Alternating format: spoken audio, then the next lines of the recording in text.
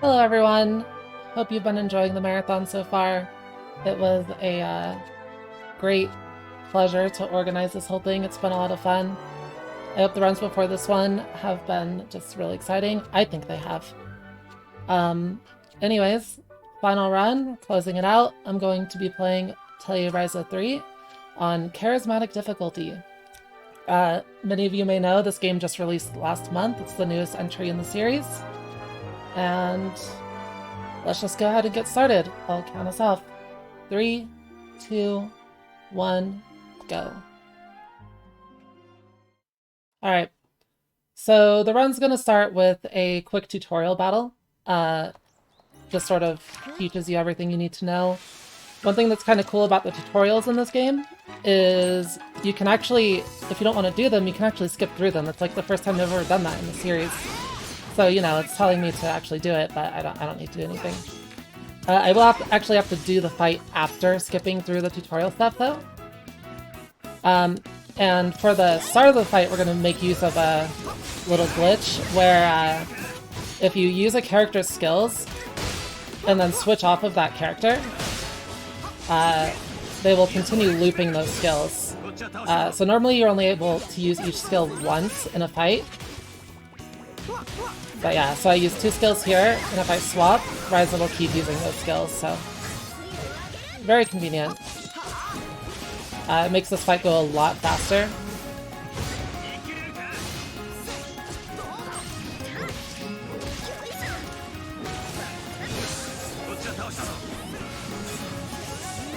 Pretty good. It's a pretty neat glitch. It actually exists in the second game as well, and it's pretty important for making it through the tutorial battle on the hardest difficulty. Alright, so we're off to Gathering. The tutorial section in this game is actually pretty speedy. We get through the cutscenes very quickly. One kind of neat feature that they introduced in this game is the ability to gather items while moving. It's something new. It's actually really nice. It means we just gather a bunch of items for free. Just the normal items you pick up off the ground. If it's, you have to swing your staff for it, you still have to swing your staff, but like those, you just mash A on them. And it'll pick them up. It's pretty nice. So just gotta go here, gather a bunch of things real quick.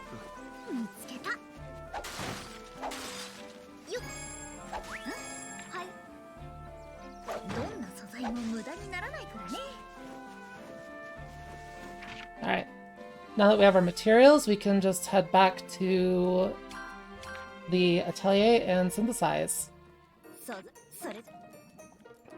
The game's going to teach us how real quick. Just mash through this. The way synthesis works in this game is basically the same as the previous 2 games. You have these trees, you put your materials in, you try to fill them out as much as possible. That's basically how it works. So tutorial synthesis done.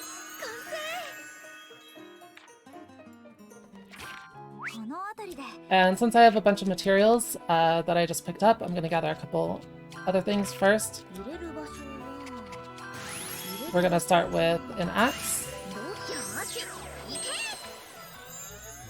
And a hammer. These will open up new gathering nodes for me. Whoops. Oh wait, no, I was supposed to do that. My bad. Then we'll just equip these real quick. And that'll allow me to start gathering a lot more things. But first we need to go to the island and deliver the medicine we just made for the tutorial. So it'll take a little bit to start up. And this is Kuken Island. This is Ryza's home, basically. Most of the main story for the first part of the game takes place here. We're doing a lot of things to help out the town members for the start. That's kind of how Ryza lives her life. Alright, nice. We have fast travel already. when you fast travel, you can fast travel directly to a quest marker on the map, which is really cool. You just open the map and go over next to them. Pretty fun. Alright, skill tree tutorial.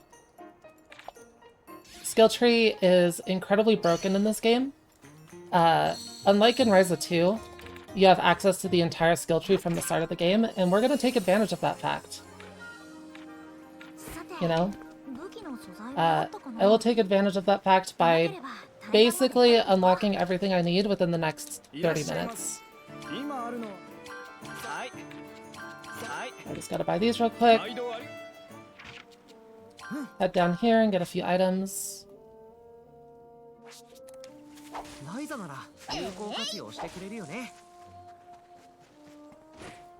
Alright, hopefully these Ton nodes give me a bunch, otherwise I'm gonna need to go gather more. We did not get a bunch, that's unfortunate. I got 4, probably not quite enough. Alright, so now I'm gonna be gathering for quite a while.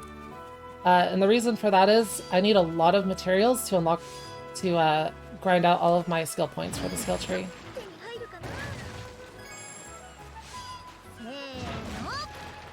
But it will definitely be worth it. And this is probably like a few, like 5 to 6 minutes of gathering just like in the tutorial area. Right now we are definitely technically still in the tutorial.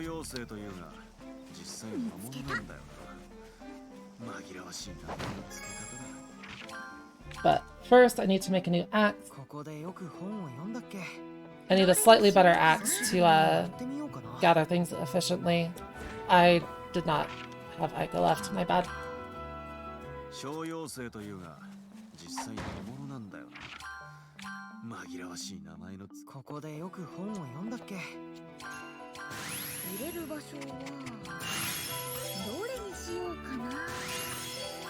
Alright, now I have an axe with gathering up M, so this will take it from whenever I gather an item, instead of getting 2 to 3, I'll be getting like 3 to 5 at a time.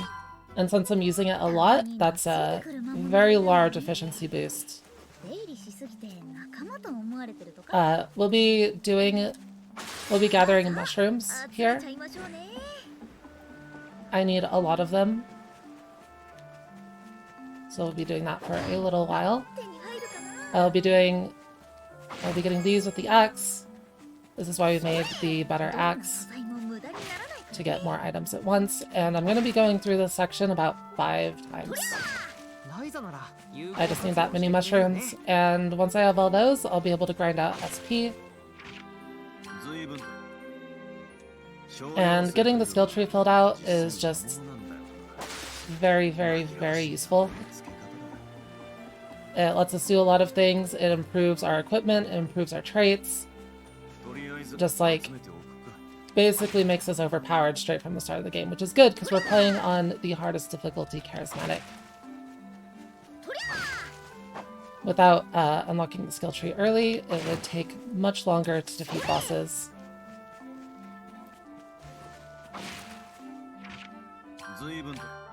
So, you know, if you can break the game early, you may as well, right?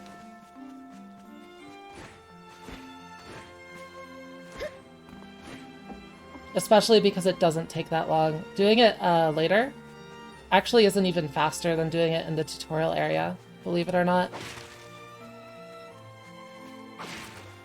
Just because the items you get to make are that efficient. And sort of the reason for that is normally at the beginning of a game, you would start with a bunch of low-level items, right? But because this is Ryza's 3rd game, you actually get a lot of high-level recipes to start with. And the higher level a recipe is, the more skill points you get for synthesizing it. So, because we already have like a level 40 recipe or whatever, called Super Pure Water, grinding at the start just ends up being as efficient as if you had decided to do it later, which is pretty cool. It's also very unbalanced. One of the things that stops the skill tree from being so broken in the previous game, Ryza 2, is the fact that getting skills on the skill tree was gated by your story progression. If you hadn't cleared enough ruins, you would not be able to unlock the entire skill tree, but there's no such limitation here, so that's why it is effective to do it early. Yeah, Ryza's base movement speed in this game is really high. Alright, this is the last round of mushrooms, thankfully. After this, I can head back to the Atelier and restart the grind. So first we're going to start off with neutralizers.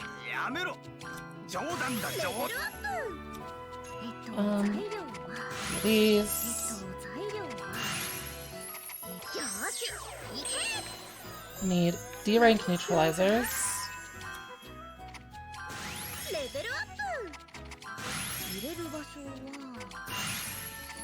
Which basically just means around quality 50. Then we go to Zettel, and so I forgot to get paper. Sorry. Paper, right? Zettel is a really important item for the start of the speedrun. One, because we just need it to make our materials for grinding, but also it has this note on it called synth quantity +1 that I'm filling out. And what that node does is makes it so that whenever you use the Zettel as a material in something, it makes 1 extra of that item. So I'm going to be using the Zettel in these Traveler's Water Orbs, and because I'm using 5 at once, I make 7 of them instead of 2. So we have 13 Water Orbs, and 13 Water Orbs mean I can make super pure water 13 times. And this is the high-level item I was talking about earlier. The super pure water is level 42, which means every time we make it, we get about 80 skill points, 88. And to unlock all the things on the skill tree I need for faster SP grinding, I need about 2,700 skill points from here.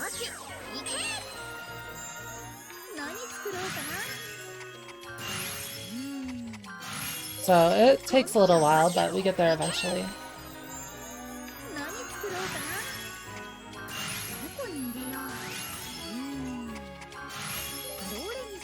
And also the reason why I need the mushrooms, obviously for this item, the more you fill out the skill tree, the more points you get.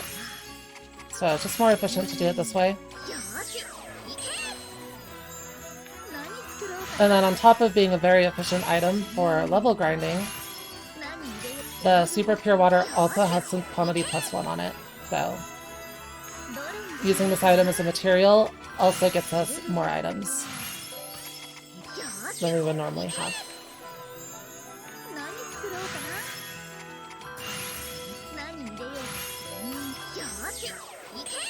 Yep.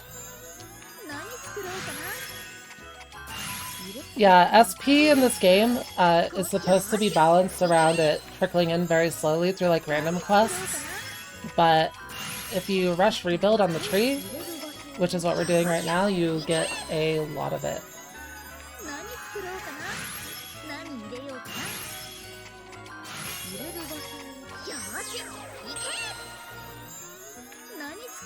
Alright. So now that I'm done with that, I go unlock a few things on the skill tree. The important things right now, we're going up and getting a higher quality cap. Right now our items can't go higher than 100 quality, but after this they'll be able to go to 500 quality. And sorry, this is the point where I need 27 SP, so we're going to be grinding that out. But first,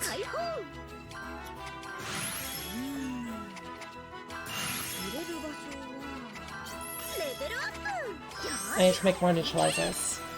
And the first thing I'm going to do with these neutralizers is get them to 500 quality.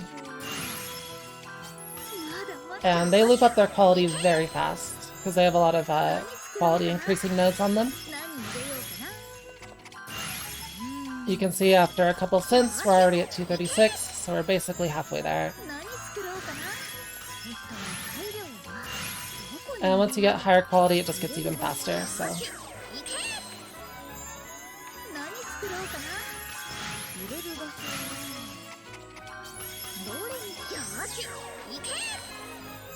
Alright, one more. Should be good enough. Yeah, 469 is good enough. 493. And a save rank. Perfect. Alright, settle time. And because we have the super pure water, which has quantity +1, we can make a lot of Zettle at once.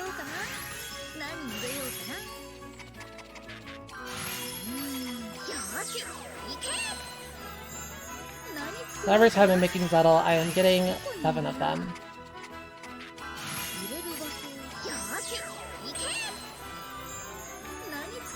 Alright, back to water orbs, and we're going to be making a lot of these, about 30-ish, I think 28 total.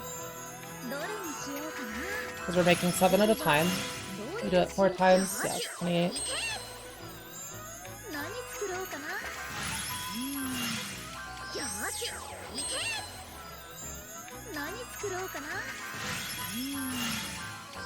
And once I have 28 of these, I can just go grind the super pure water and we'll be good.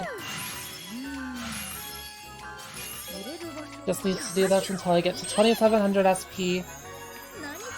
It won't take too long, but it's a couple minutes. And after that, it goes a lot faster. We're gonna need about 30,000 SP total at this point. But actually probably about 40,000, I think. I haven't done the math. But it gets way faster after I finish this grind at the start, so.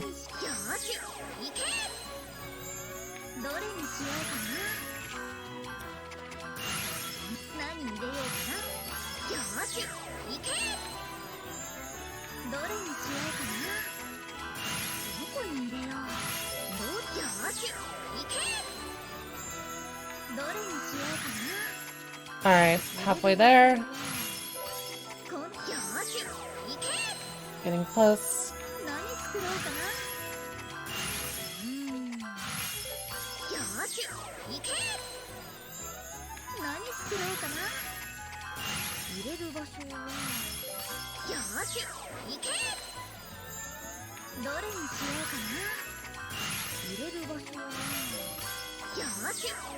I suppose while I'm doing this, I can sort of mention, so when I set up this marathon, a few weeks ago, I had thought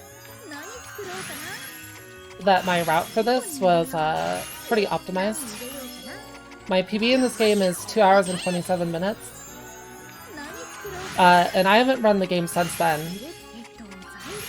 But just this week, we found some tech which kind of broke it. And I'm going to be implementing a lot of that tech today.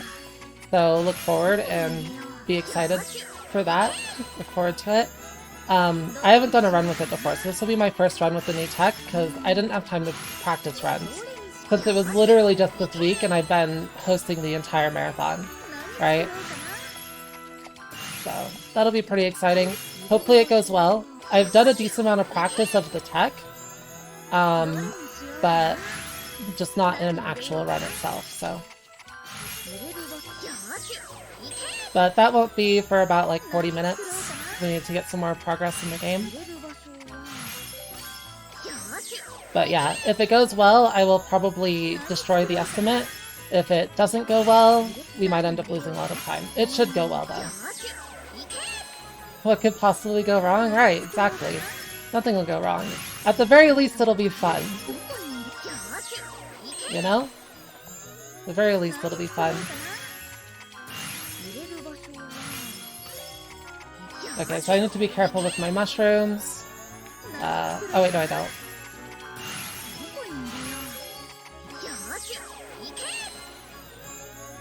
Alright, one more, and we're done.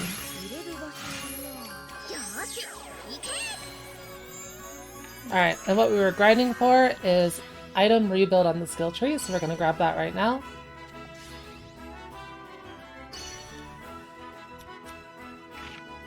Alright, item rebuild acquired, and link morph. Link morph is a pretty OP mechanic that I'm going to get a tutorial for right now, but I won't be using it until later. It is one of the reasons that my set works though. It's very useful for beating the game.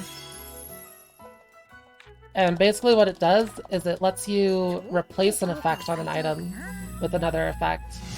So you can basically make bombs that do double damage through Link Morph, which is pretty neat. Alright, out of the tutorial. Okay, gem reduction, filter, item. Heck. 140,000 gems. Gems are basically a currency that you need for rebuild and a bunch of other things, so... okay. Lock this, lock this.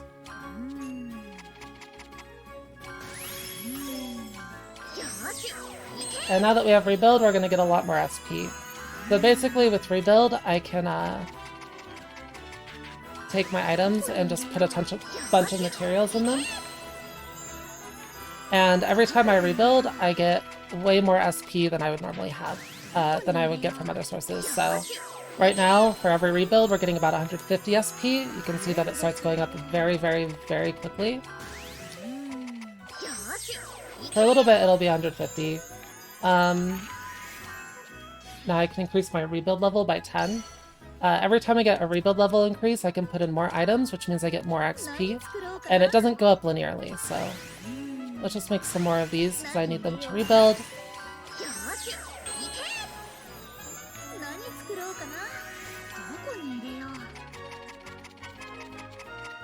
And this is one of the reasons I gathered so much earlier. I needed a lot of materials to put in here.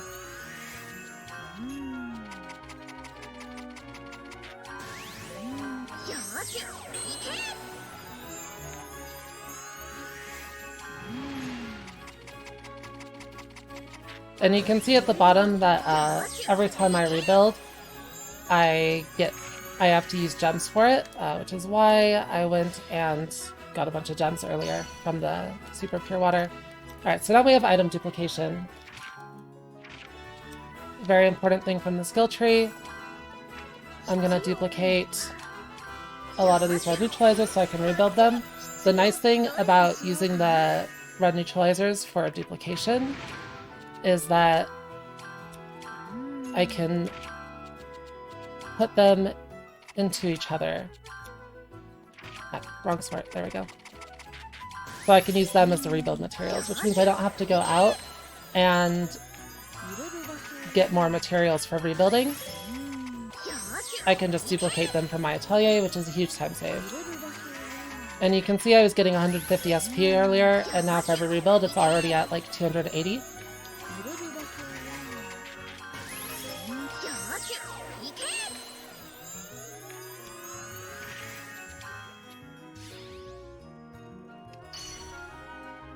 I just grabbed the wrong thing.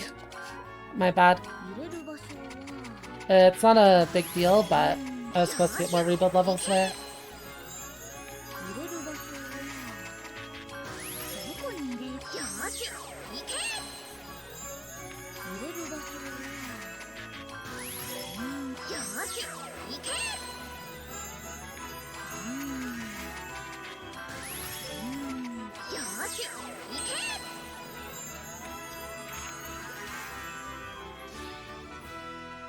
Alright, plus 20 rebuild levels. Now we'll be getting around 600 XP every time I make one of these.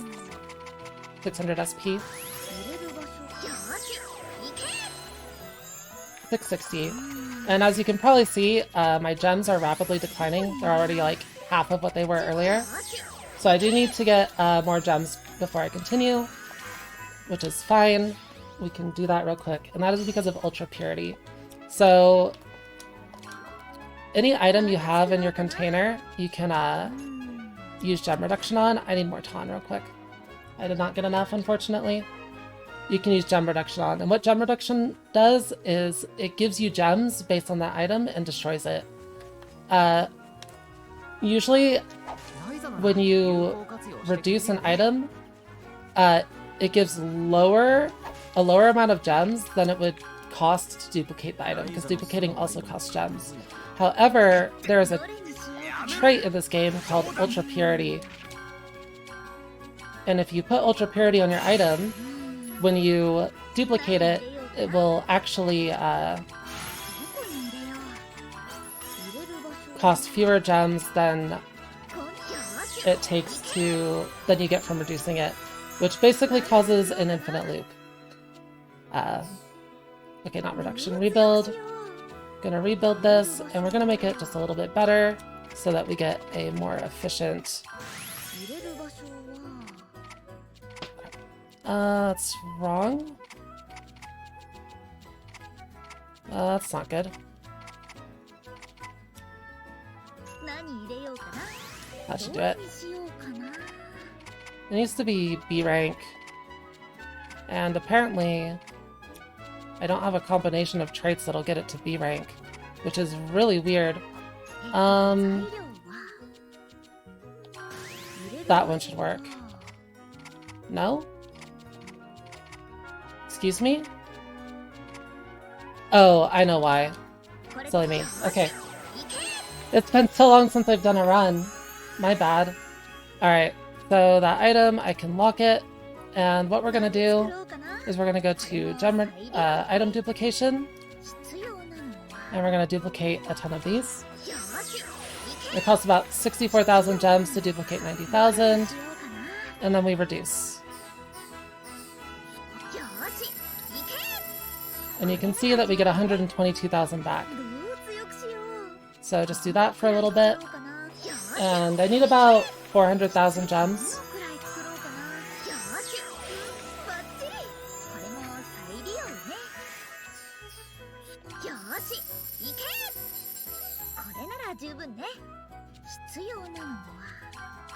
So we're just gonna get there. Doesn't take too long.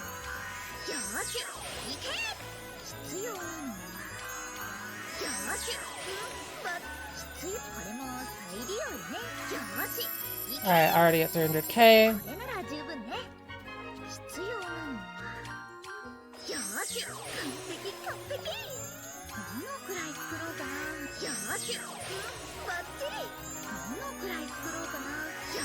Oh, this is very silly.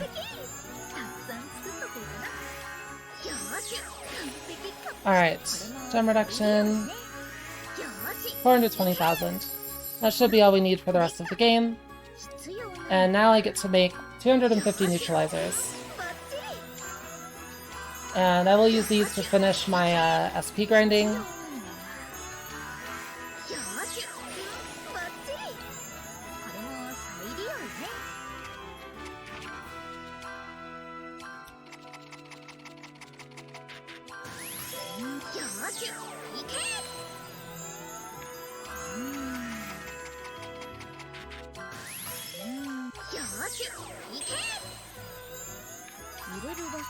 Alright, at 2500 SP, I can go out and get more rebuild levels. And now we can rebuild our items all the way up to level 99, which is great. Our SP from rebuilding will go from 650 all the way up to basically 1900. So before we grinded for a few minutes to get 2700 SP, and now we're getting it in basically one synthesis. Isn't Alchemy grand?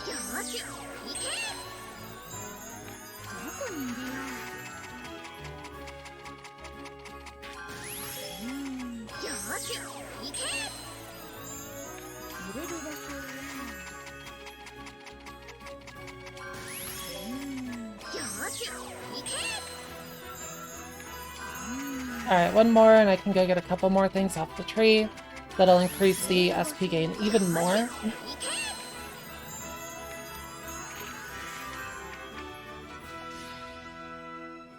Yeah, I'm still in the tutorial.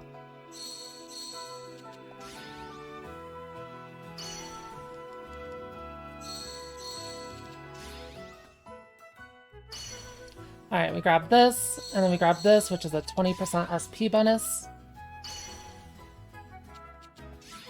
And one more down here is another 50% SP bonus. Alright, and back to rebuilding. I need about 27,000 SP from here. And every rebuild is now 3,300 SP.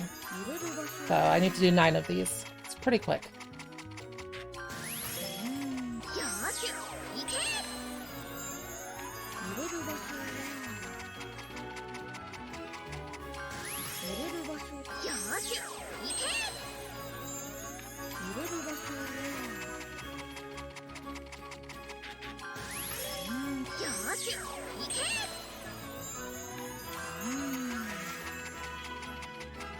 Just a few left to go.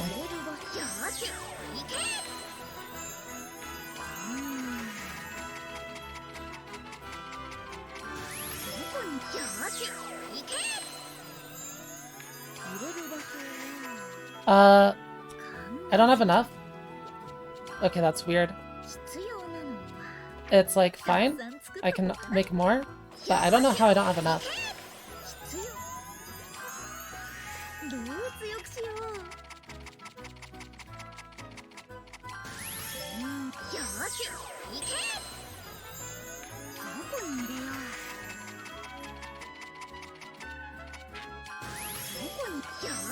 Alright, we are done with SP grinding.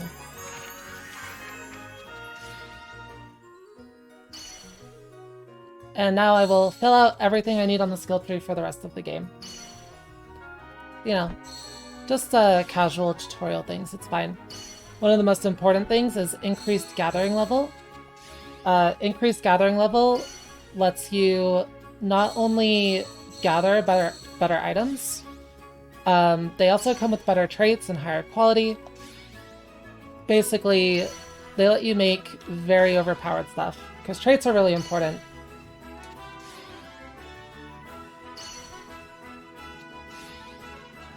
Traits are basically where your power level comes from. It increases the damage of your bombs, it gives you stats, you make really good gear. Alright, and we need this.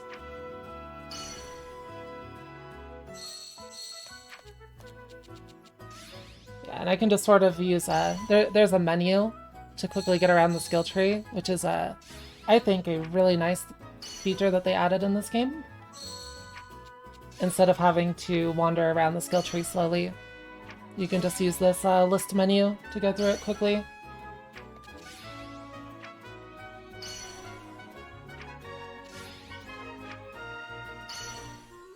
And one more thing. Alright.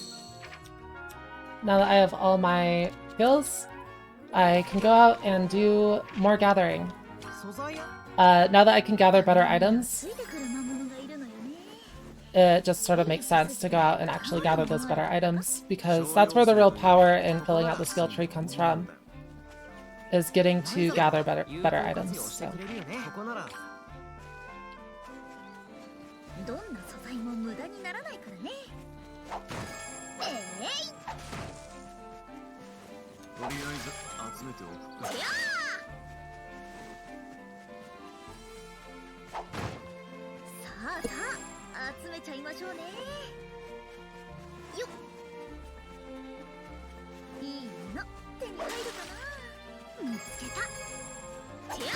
Alright, that should be everything.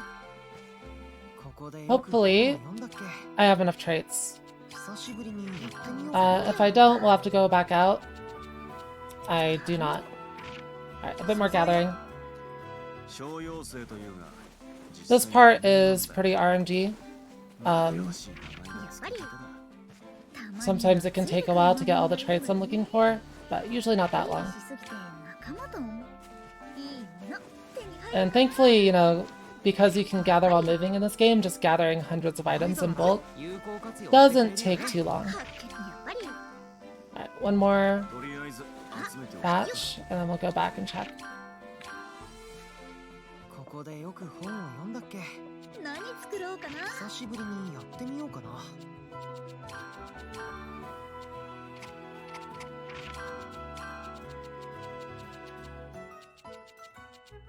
Alright, cool.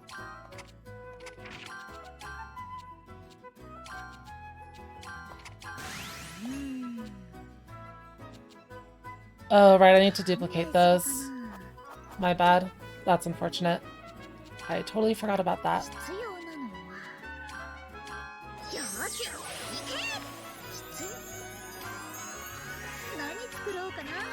It's fine.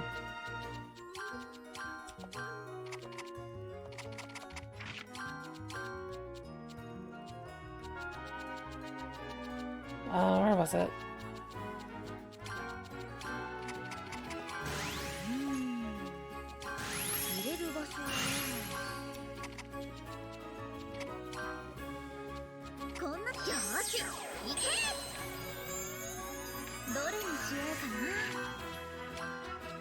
Alright, and I'm gonna add equipment traits on here.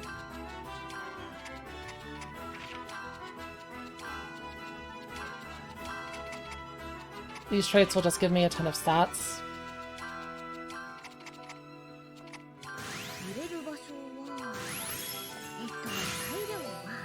We have stats charge, attack and speed charge, attack and speed charge. We'll be basically getting 250 attack when I put these on equipment. Okay. And I need to duplicate those. Gosh, it's been so long since I've done this.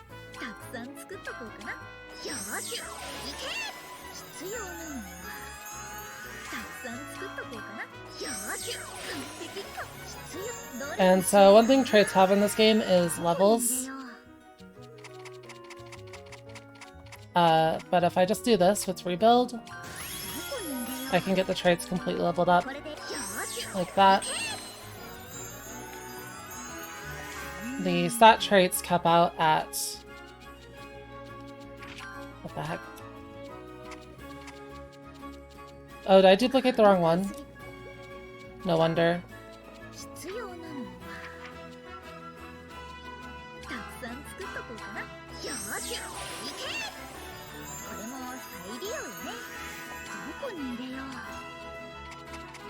The stat traits cap out at level 100, or level 99, so get those leveled up really quickly. Alright. Now I can go through and make a bunch of very high quality items.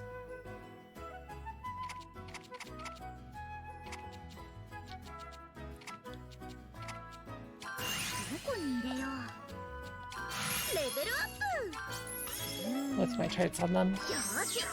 Ugh. It's been a while since I've done this, so I'm kind of like trying to commentate and I'm getting owned. But that's fine.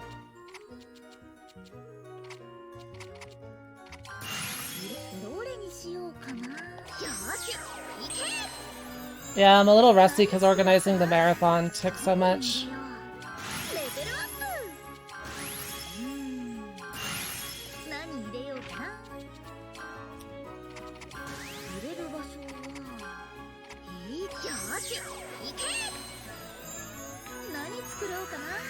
Gotta propagate all of the traits to material items. Right, ingots at the top.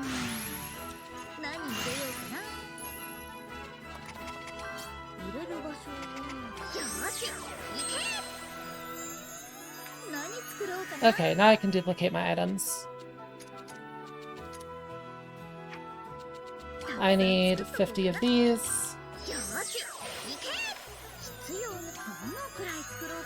40 of these. 10 of these.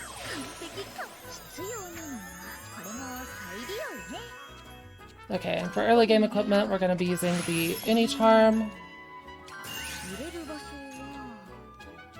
Oh crap, I didn't unlock the trade slots on the ingot.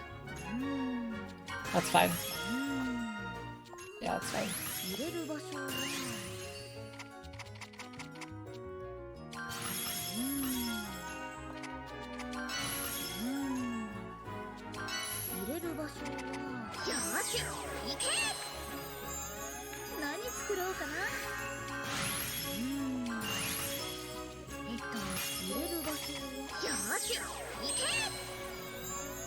Alright, and now I'm finally doing the tutorial quest I was given, where I was tasked to make 2 of these onyx blades.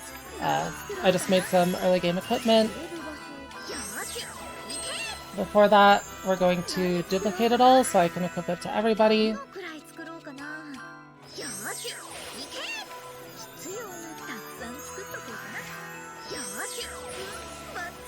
And that is like the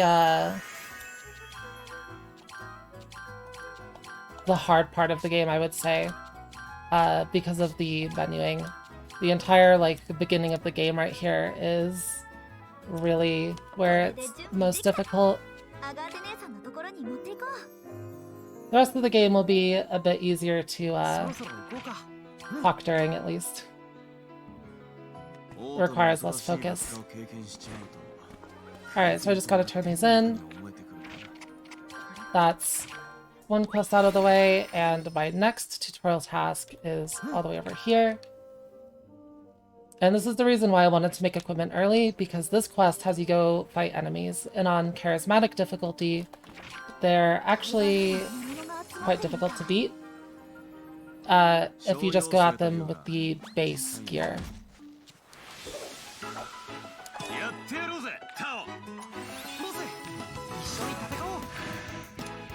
But because I made good gear, they died basically instantly.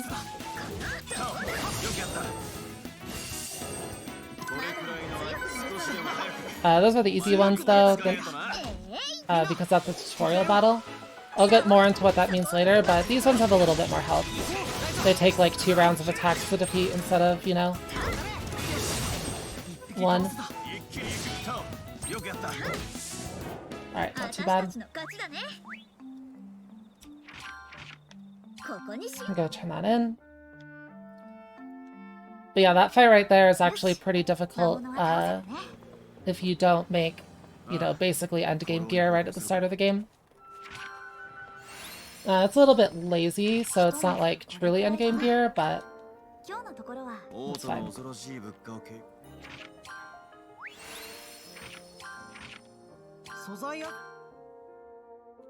Alright, so I'm gonna go battle a Puni because I need a Puni ball to make my wind shoes. We got 3 of them. That's unfortunate.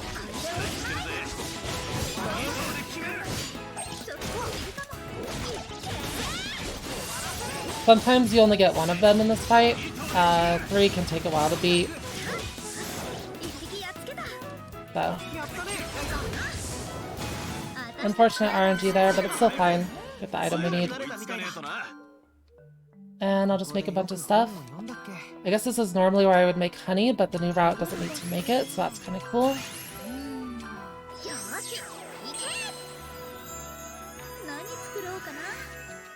Alright, alchemy fibers. I do need to make these kind of good.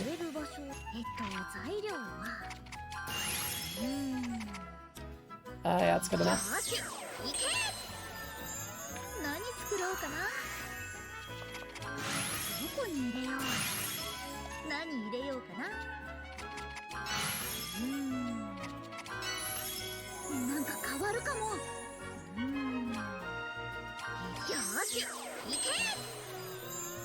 Alright, now I get to make my wind shoes. This item's really nice. It lets us move faster throughout the game. I can show off what they do in just a little moment. I can't use them quite yet because there's not any slopes to use them on. But basically they let you go down slopes very fast, which is pretty fun. That's what I needed the Puni ball for, so.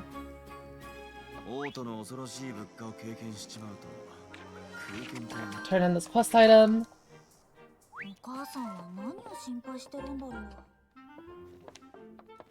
And we're almost free of the tutorial.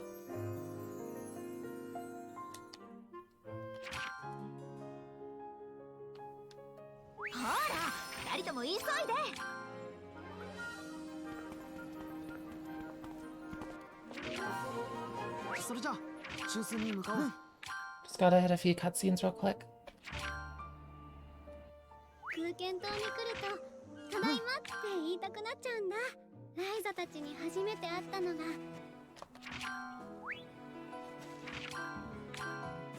Alright, so I have to synthesize a bomb. And because I have good materials, I can make this bomb actually good. Which we are definitely going to do.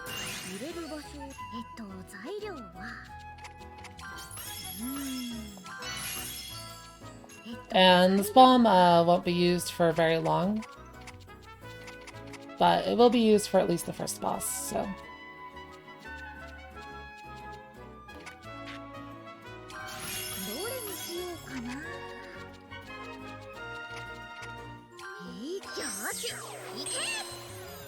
Alright. And from this point on, I cannot get in a battle until the first boss. You normally don't want to anyways because of, you know, speedrunning. But there's another reason I can't. Crap. And that is because of a cute little exploit in the game that they sort of left in on purpose. So we're gonna kind of cheese the heck out of the first boss by triggering a tutorial during it. Because now that I've made a bomb, the game wants to give me a tutorial for using that bomb, right?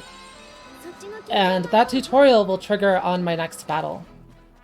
And what it does is it sets the difficulty of the fight to normal difficulty. So instead of, you know, 6,000 health, the boss will have 2,000 health, which makes it a lot faster to kill.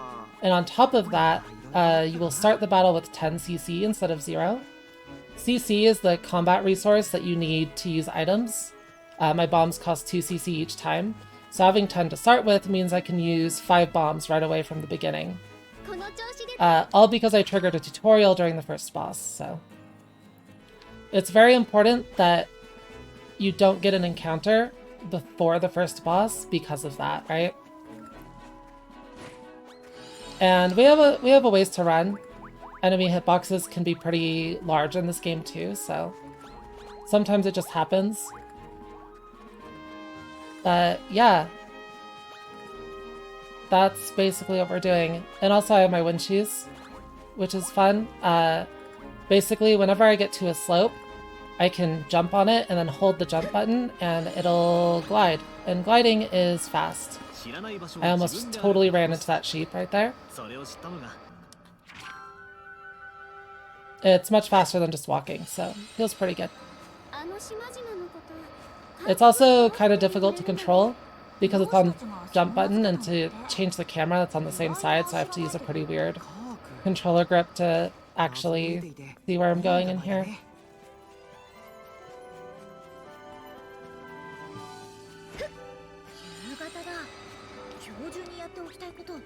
Yeah, usually if I get an encounter before the first boss, I'll close the game and load an autosave usually, because I'm not equipped to actually deal with it.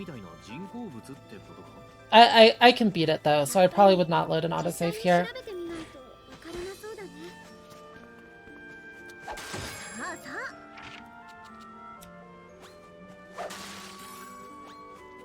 And the first boss is pretty far away. We have to run all the way to the Kark Isle. That's fun.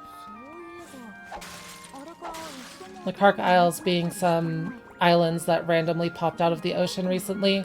They're kind of like the main plot of this game, dealing with them, so pretty important that we had there.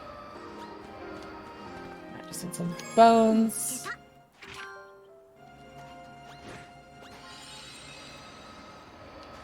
And yeah, we'll be gliding everywhere for a while. I totally almost got owned right there by that suit of armor.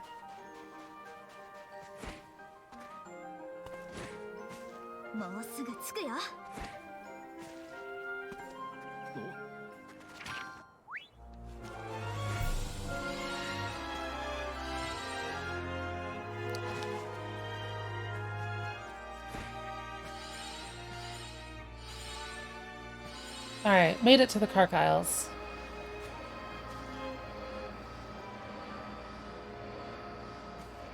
This area is pretty huge, and there's a lot of water, so we have to do a lot of swimming.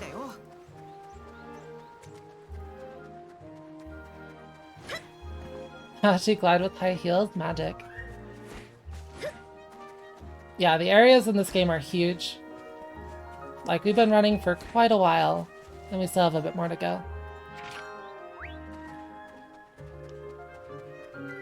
Alright, gotta get this landmark up here. Landmarks are really important. These are your fast travel locations. I will need to come back here a lot later, so getting the landmark lets me do that. And now I'm swimming to the next island. We have a dolphin here. Dolphins are a lot faster, so we want to ride it. They're very cute too.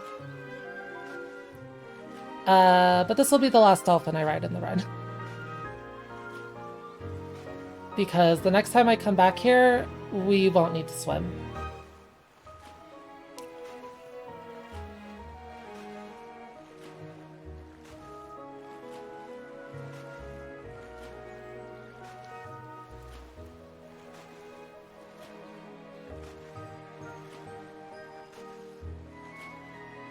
And this is the island the first boss is on.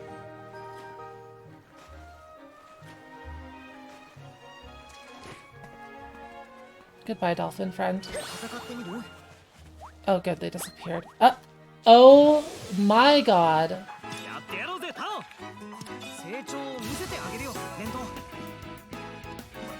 It actually just spawned on top of me.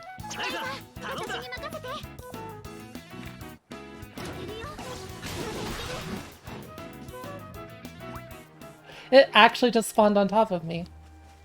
Alright, I guess we're just fighting the boss normally. I could reload the game. I don't think it saves that much time to reload the game, so we're not gonna do it. Bad marathon luck? Yeah. I knew they were respawning in, so I knew there was a chance that would happen, but I really didn't want it to. Alright. So I'm gonna be grinding at this landmark for a little bit. I need a few items, or I need a few traits, and I can get them here.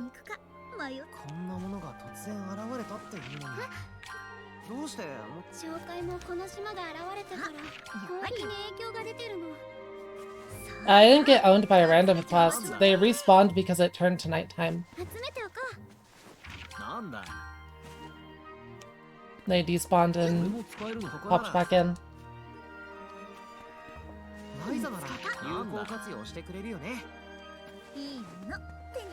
Alright, do I have everything I need?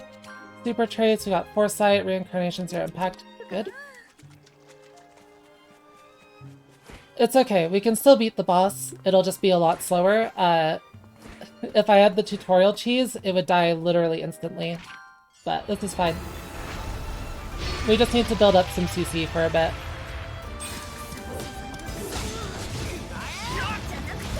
And hopefully not die.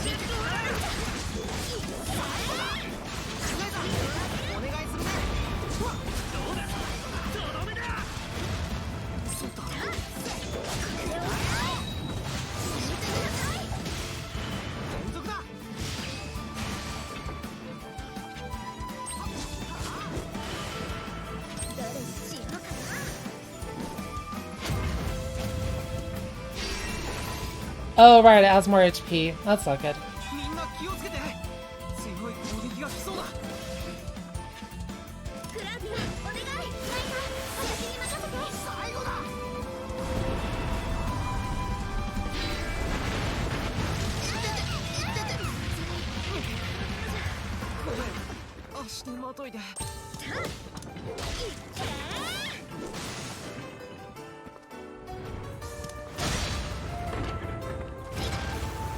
Okay, we can't get stunned here.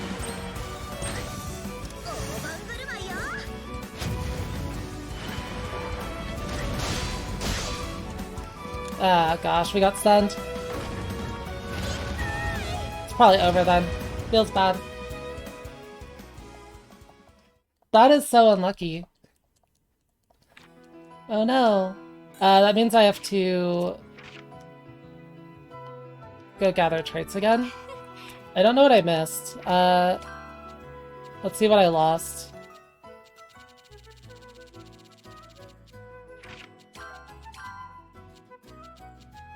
Okay. I lost nothing that matters. Let's equip Lent. I didn't do that earlier.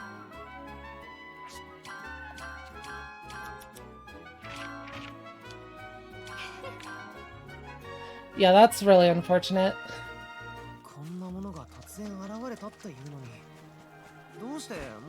That darn Queenie trolled me.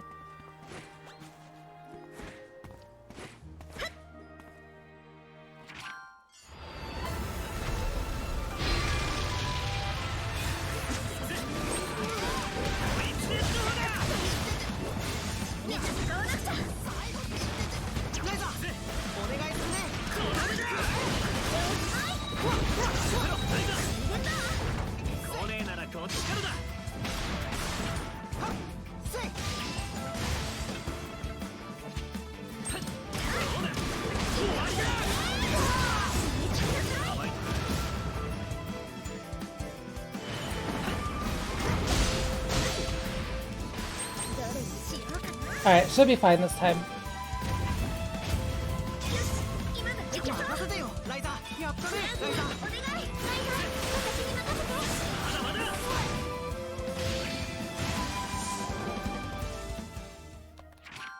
Cool.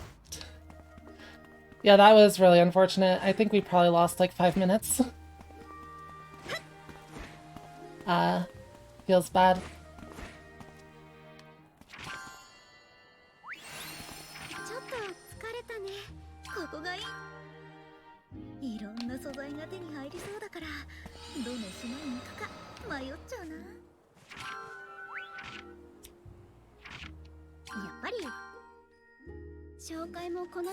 Alright, now the game is going to teach us how to make keys. Easy time save later, for sure. We'll be fine.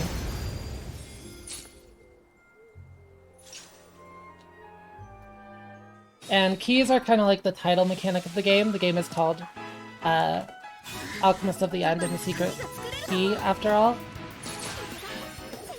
And they do a lot of things. Right now it's telling me that they give combat buffs. And showing me how to use them. Keys are very powerful in combat. They basically make it so that your turn has no wait time for the character you use them on. Which is really good.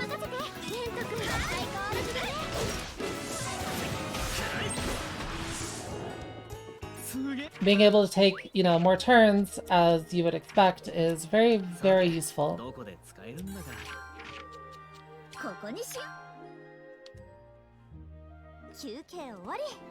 And that's most of what we'll be using them for later. Other than that, we don't really care about them too much in the speedrun.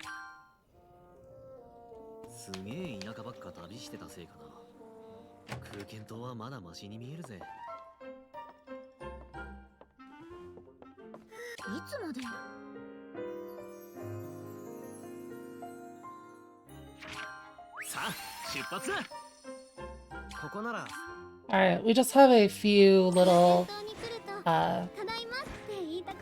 events, cutscenes and stuff, story to go through before heading off to the next area in the game.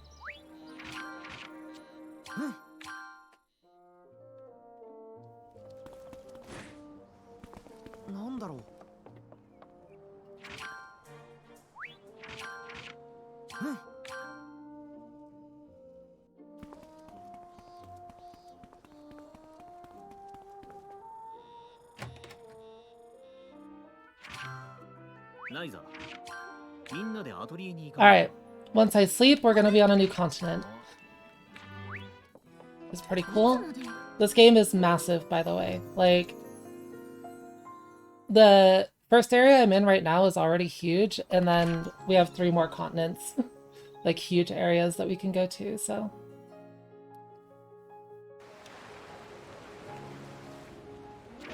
Awesome. Now we have entered Clearia, and this is the zone where the game breaks. We're gonna get to that new tech I talked about within the next, like, 5 minutes or so.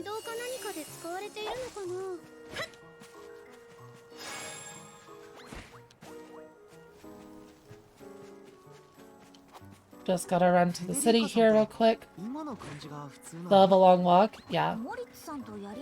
Pretty long walk, for sure.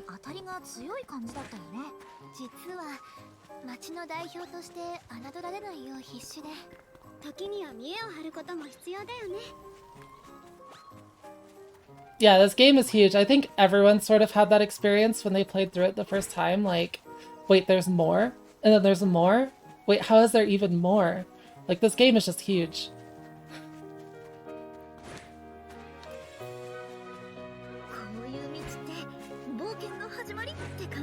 And somehow the speedrun manages to be pretty quick.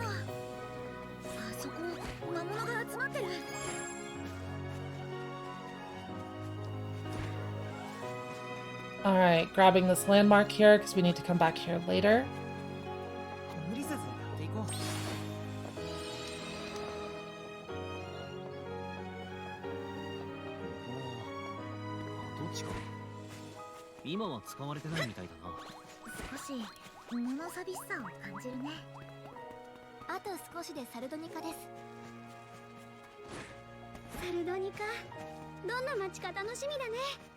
Yeah, there's not very much loading. On top of that, you just move really fast.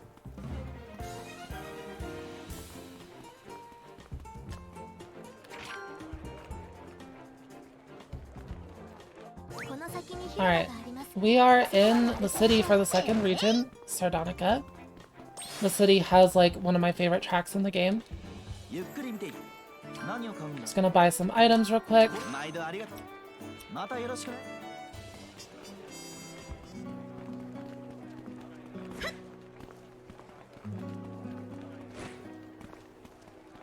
Yeah, I really like the main theme here. I don't know why it gets interrupted by passing that tree. Kinda strange.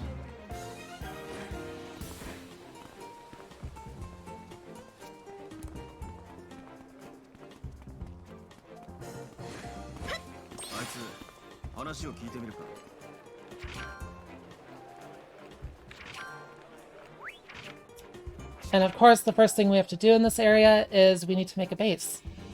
Because what's an alchemist without their atelier, right? So we're gonna go find a good spot to place it, which is way outside of the city for some reason. We have to run over there real quick.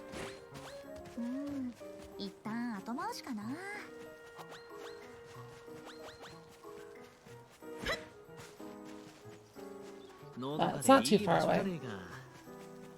Once we get there, we'll unlock the recipe for the Spirit Beast, which is your mount in this game. And we'll be able to move around the world a lot faster. Like, a lot faster. Like, I don't think people, even people who've played this game, don't really understand how much faster we can get around using the Spirit Beast in the speedrun, so.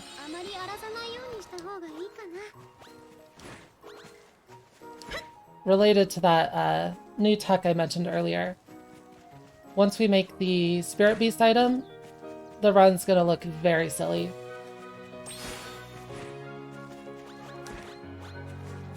So I'm pretty excited to show it off because I haven't done a run with this tech before. Couldn't gliding be faster? No. Gliding is definitely not faster. Did I break the Spirit Beast? Yes, our community broke the Spirit Beast. It wasn't just me alone, it was a lot of people working together. So this is the last time we glide in the game, like basically ever.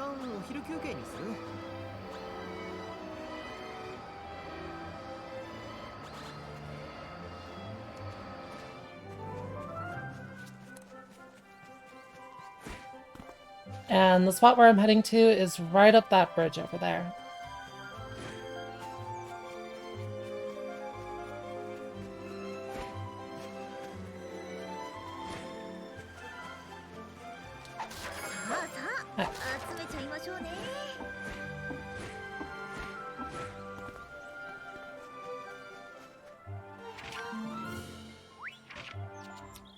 Alright, and so Ryza is a pro alchemist. She can just sort of make houses wherever she wants.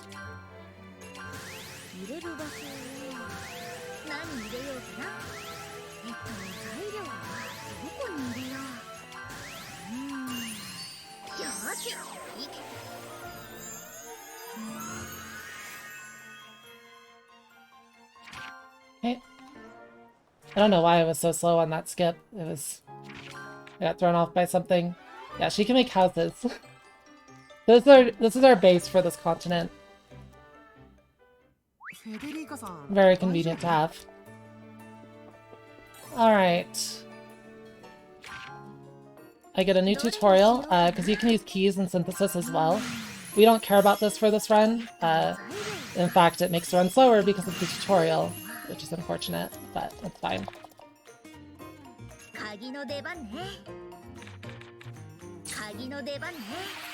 It's just way too RNG to get a key that's actually useful when you're making items, and we don't need it anyways to make good stuff.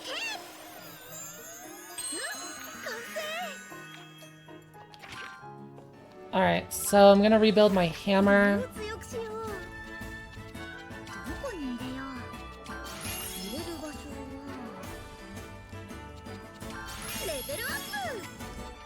Ah, crap.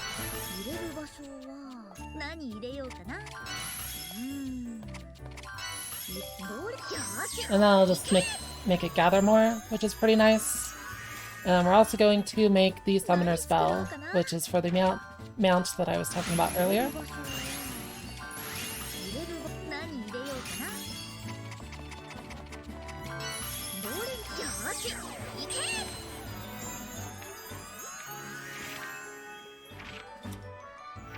Alright, and equip that real quick. So, this item lets us summon our mount, which is the cute and fluffy spirit beast. There's also two other mounts in this game, called the water beast and the land beast, but we don't use them in the speedrun. Because you have to go out of your way to get them. And the spirit beast is the broken one anyways, so that's totally fine.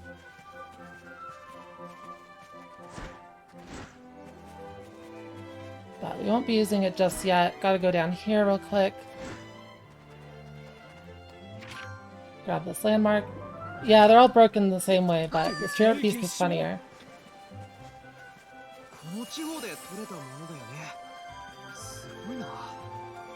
Anyways, I like to call this thing the Sky Beast, and I will show you why. Let's just set this up real quick.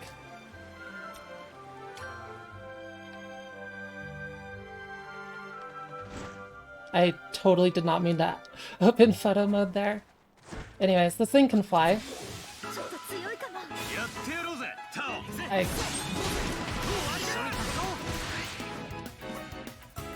totally landed on a weasel. My bad. And we're going to be using this tech extensively throughout the run for a lot of things. Not only to get around faster, but to do some skips and slight sequence breaks. Alright, let's go here. Come on. It can be kind of finicky to set up sometimes, but even if you fail to set up a few times, it still ends up being faster than walking. Oh my gosh. Please. Work. Okay.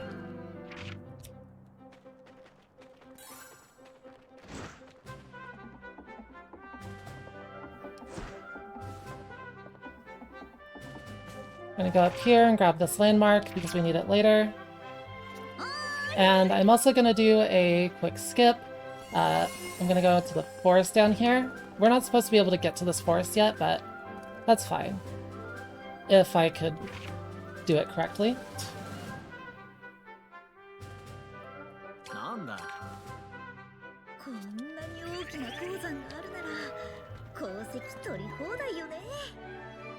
Whee!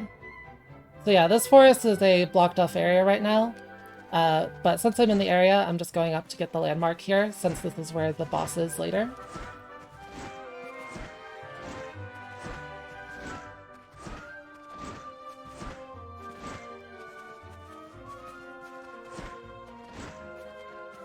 How do you do the launch after setting it up? Once you get the setup, you literally just pull back on the joystick. Yeah, this game is very broken. Alright, landmark acquired.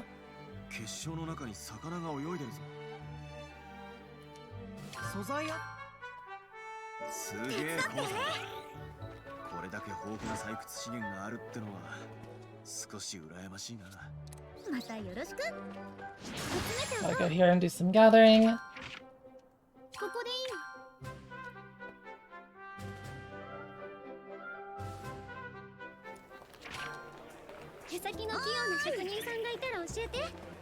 And now I can continue a little bit of story.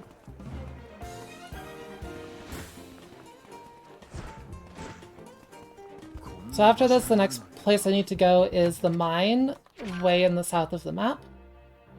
Obviously, we're not going to get there through normal means.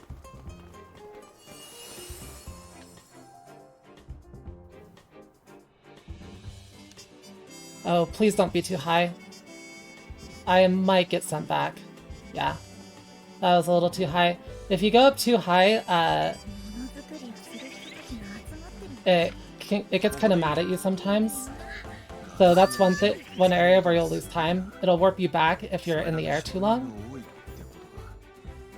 So you would rather have a jump like this, which is lower to the ground. There you go, land. And we're out of bounds now.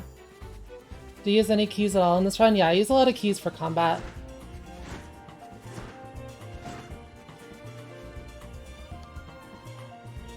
And now we're going to do what's called an out-of-bounds zip.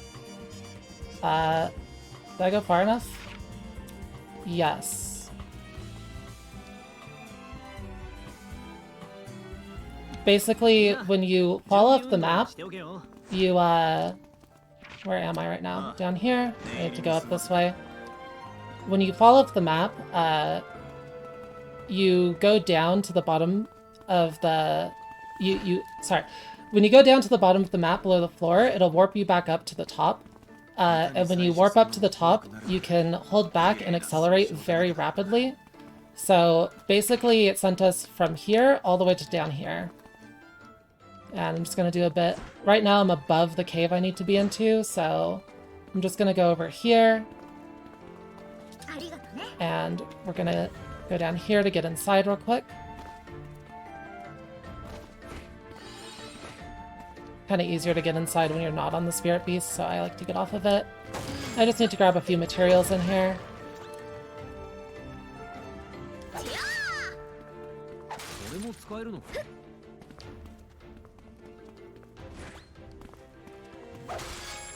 Alright, we're done with the mine.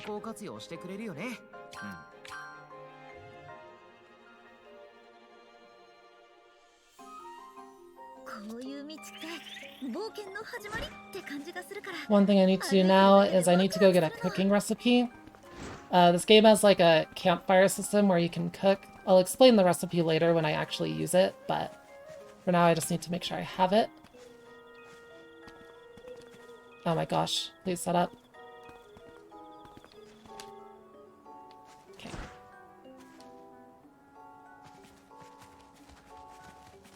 Yeah, this game's very broken. Alright, so this woman just wants a red devil, which I picked up earlier. And she'll give me the cooking recipe.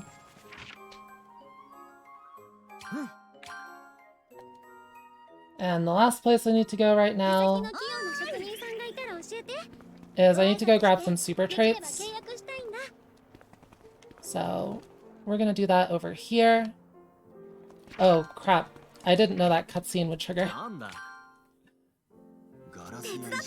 This is what I get for not doing this in a run before. I ran straight into a cutscene. Oh, that's not good.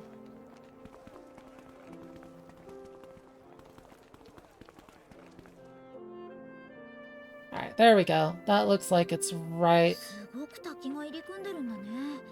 Close enough.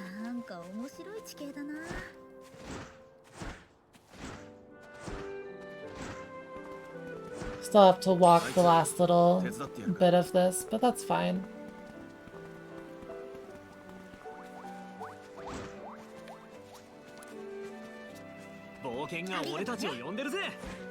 Alright, and I'll be gathering here until I get the super trait Rakshasa. It's very important, increases my damage by like 70%.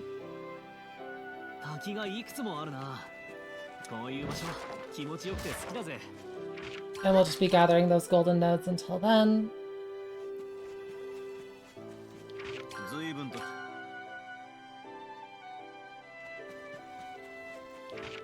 which for some reason are not spawning.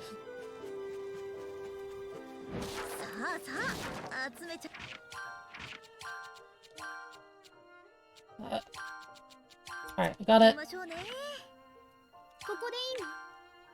Now we'll go back and actually do story. So I need to do some movement around town. I need to get to the... there's 2 crafting guilds in this town, and I'm going to go learn crafting from them. Oh crap, we landed way off. And this is why this tech might totally destroy my estimate, because I'm not super practiced with it yet. You lose a lot of time if you fail, and it's pretty easy to fail with that much speed.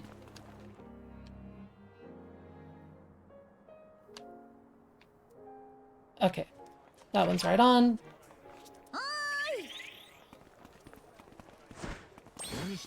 Need to grab the landmark. And then I'm going to do this jump once, because this one's a lot harder. If I fail this one, I will just walk to this place.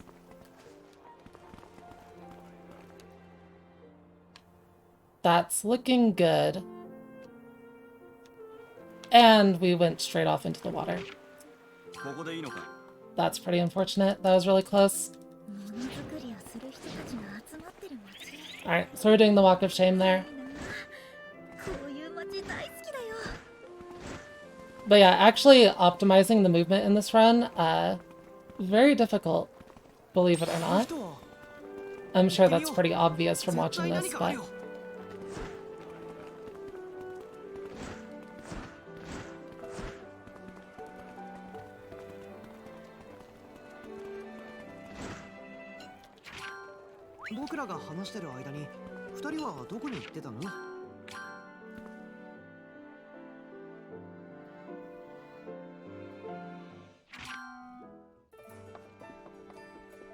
I just need to rest.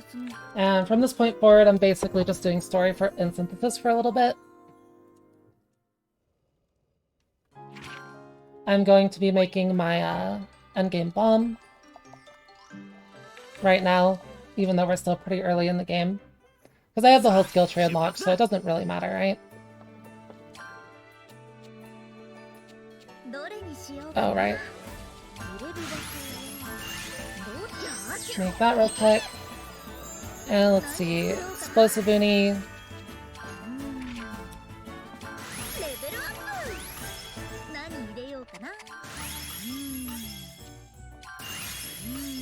And we're gonna use Link Morph on this. Let's see. Lightning Tree.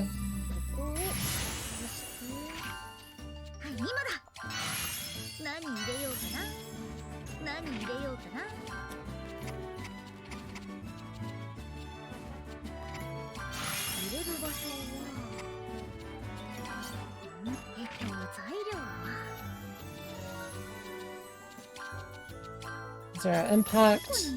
Looks like I need to rebuild it because I didn't get it quite to quality 999. Quality is really important for item damage. And then I'm also going to make that.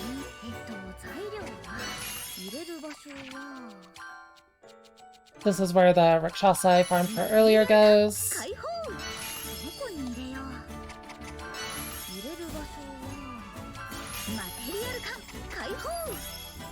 Alright. Oh, did I not put the Rakshasa in? Silly me.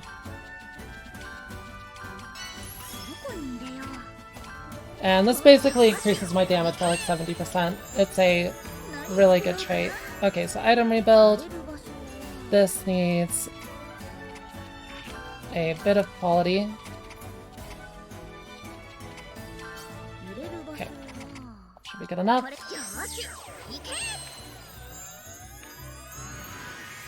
Need to rebuild my staff.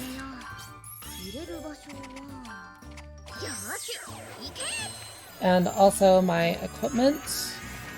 The Uni Charm I made earlier, I got some super traits for it, so we're gonna put the super traits on.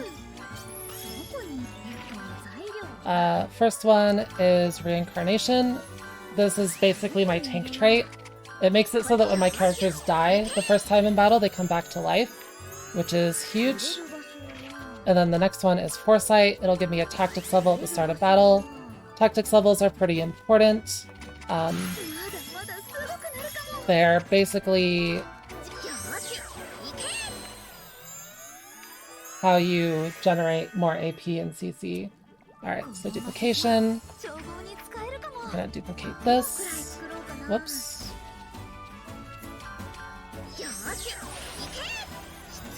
And my bomb.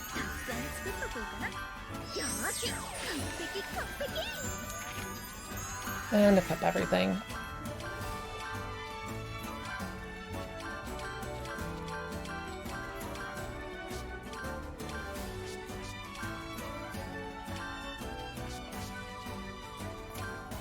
You get reincarnation, you get reincarnation, party, want for Claudia.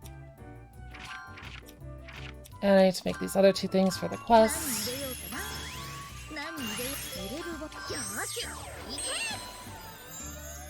Do I need all three traits on the weapon? No. The traits don't really matter at all.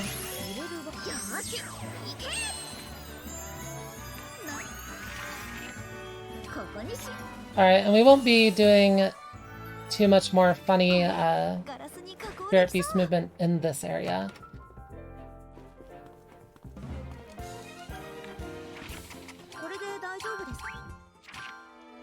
Because we've already gotten all the landmarks, right?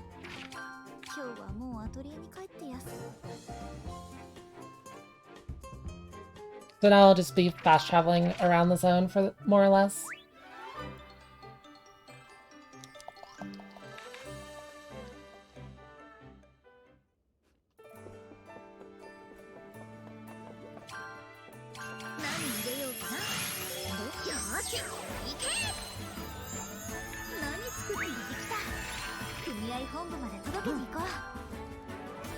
Just gotta do a bunch of story stuff, and we'll be at the first boss or the second boss, sorry, pretty soon.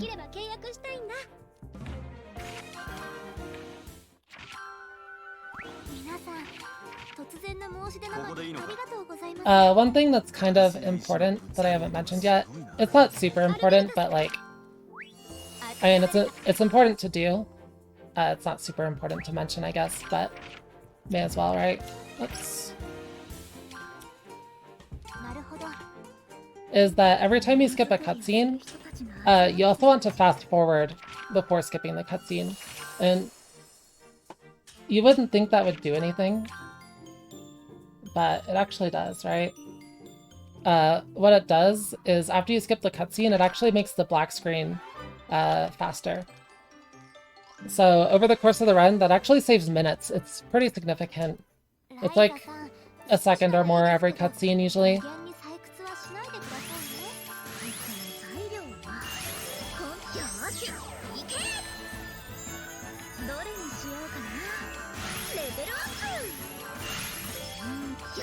Alright, just making this.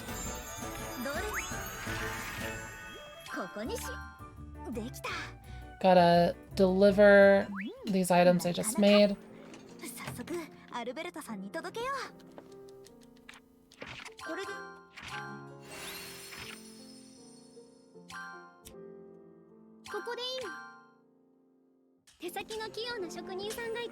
Octopath 2 has a similar thing, yeah, that makes sense.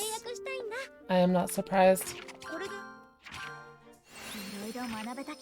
Alright. I'm gonna go down here and I'm gonna use that cooking recipe I used earlier, or I got earlier.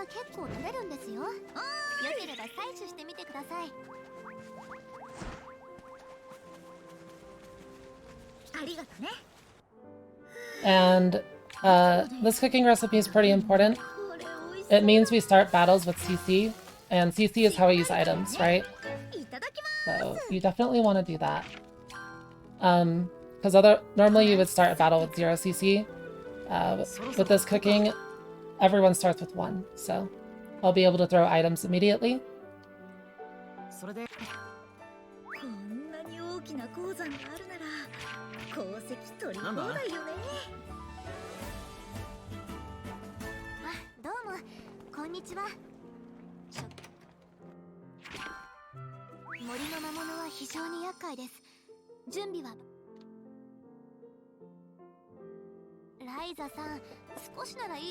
Oh, whoops.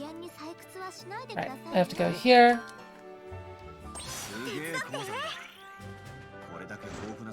And first thing we have to do is unlock the path to the forest, even though I've already been there.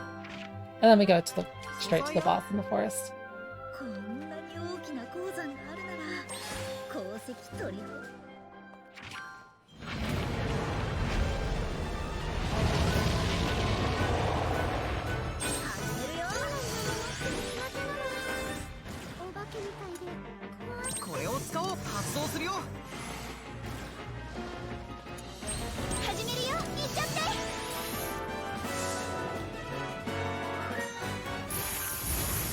Alright, boss down. Easy enough.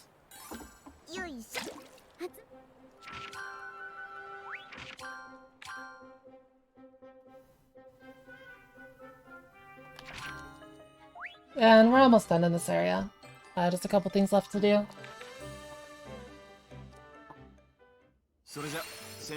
So the reason why that explosive uni is so strong, even though it's a really early game item, right? It's like your lowest tier bomb that you have. The reason it's so strong is because of Link Morph and Super Trait. Because I Link Morphed Bolt Damage XL onto it from a lightning tree. So it does a ton of lightning damage through that. That's like a tier 2 bomb effect. And I also put the Zero Impact Super Trait on it, which also has its own damage. So each of those do about 6,000 damage by the time of the end of the game for a total of 12,000 on the item. It's not the actual base damage of the item that's doing so much, right? But through Link Morph and Super Traits, we can make it do a ton of damage, which is pretty cool.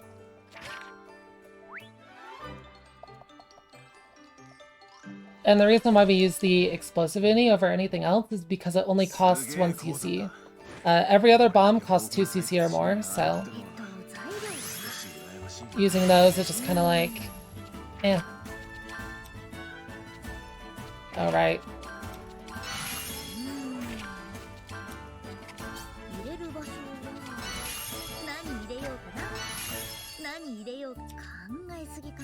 That really didn't get to 300? Heck. There we go. Alright, just making a key. We have to do this for story. And I make it decent because I will be using a few keys later in the run.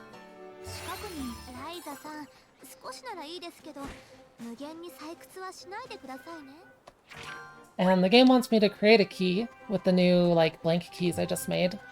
Which, this key sucks. I'll never be using it, but that's the tutorial, I guess. Alright, and now we're done in Clearia. Yay!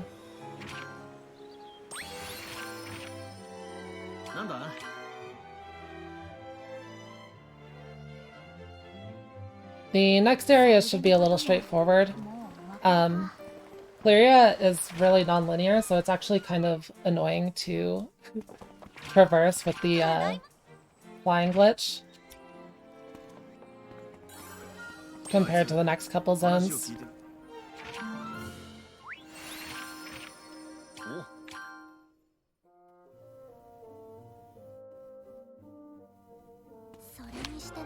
Alright.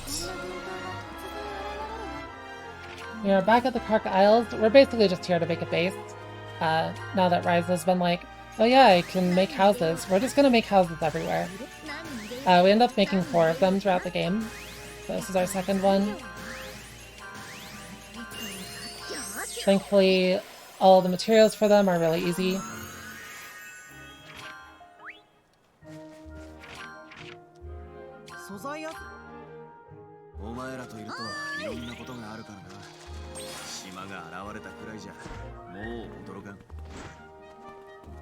And I guess so this area, this palace is what they call it, we'll be coming back here a lot.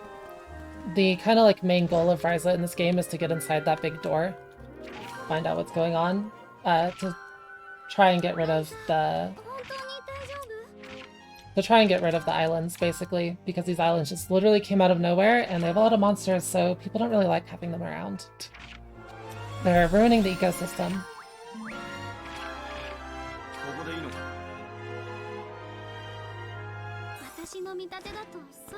Yeah, Dion's absolutely broken. And he's really underrated.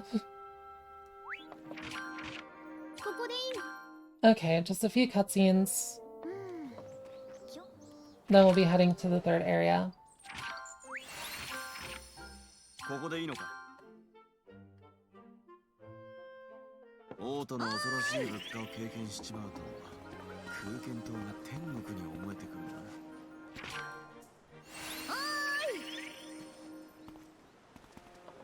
Isn't that just basically this game though? No, Dion's extra broken. Yeah. He's not good enough to use in the speedrun because it would take too long to make gear. But he's really, really strong.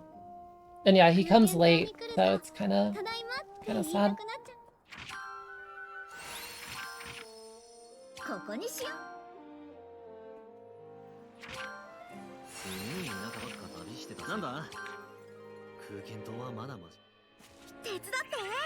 Alright, I should be able to avoid a cutscene here if I go wide.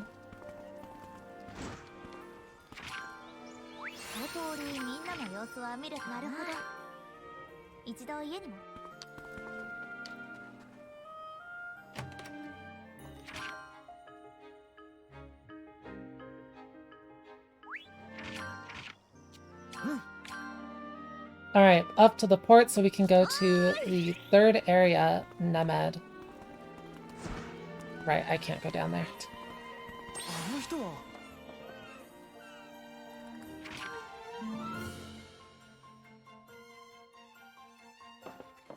Alright, so this area should be fun.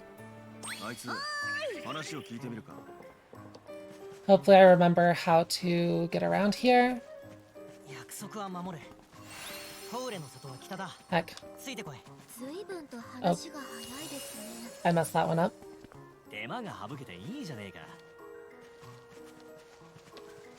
Come on. I believe in you.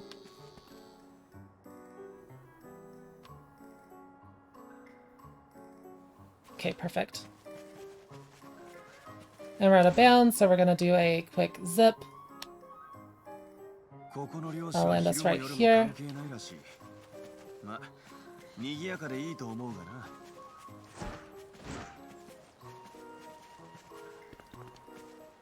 Okay.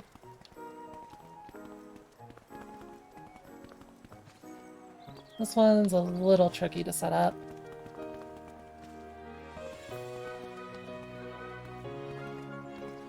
Oh my gosh. And I failed. That's not good. Can I even get out of the water here? Probably not. I guess I have to do that again. So yeah, this trick saves a lot of time, but because it's so hard to control, you can end up really screwing yourself over with it.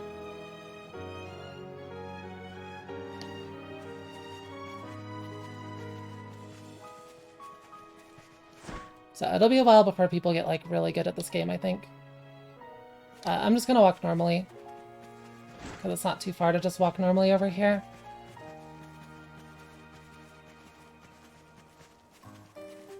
But hey, I gave it one shot.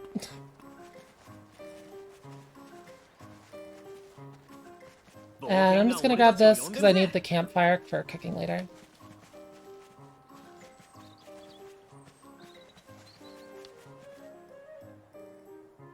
At least it's easy to get back this way.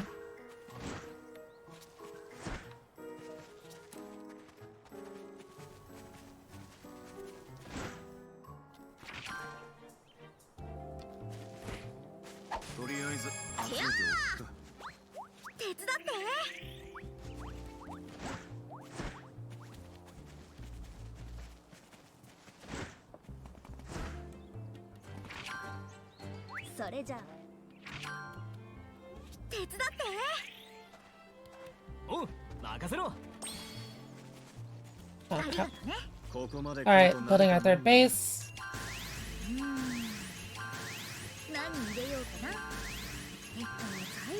You start getting them really quickly at this point in the game. Since you make your second one and the third one's just a couple minutes later.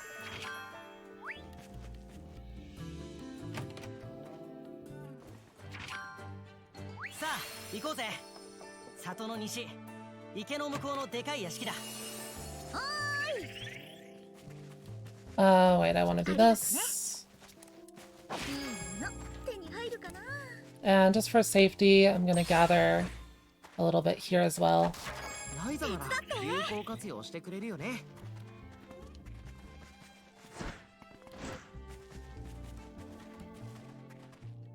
Alright, so this is the village of Foray. They're just kind of, these people basically live off of some ancient ruins, and Ryza's like, I want to explore these ancient ruins, because we think there's hints in there, basically, for what's going on near Ryza's home at the Kark Isles. And there's hints. But the village is like, there are ruins, don't go in there without permission, so we have to do a bunch of stuff to help the village to get permission. That'll take a little bit. Okay.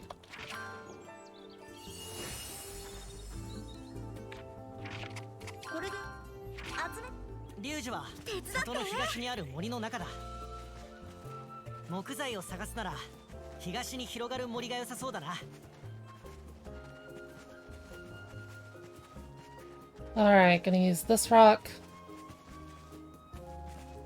If I could get on top of it.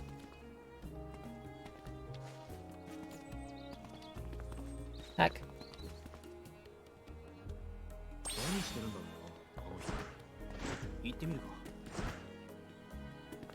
It doesn't look like we flew very far, but we actually got out of bounds, which lets us get over to this area much faster than usual.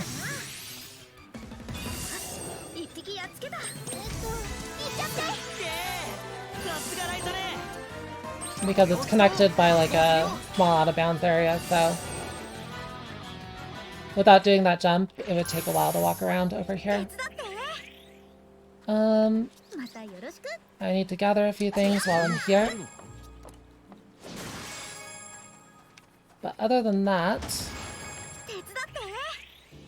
we're good to sort of leave this area.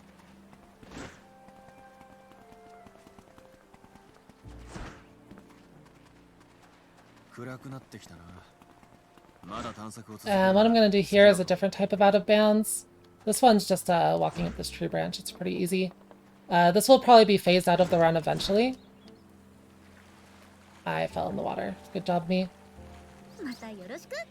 Water makes this pretty slow.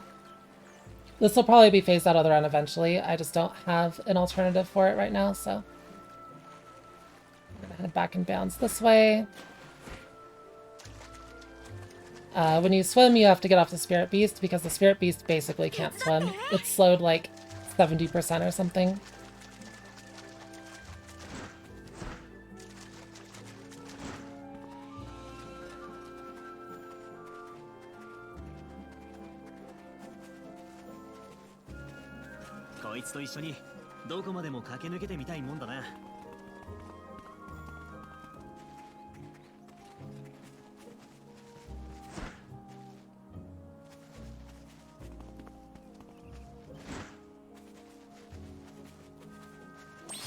Alright, just gonna grab this landmark.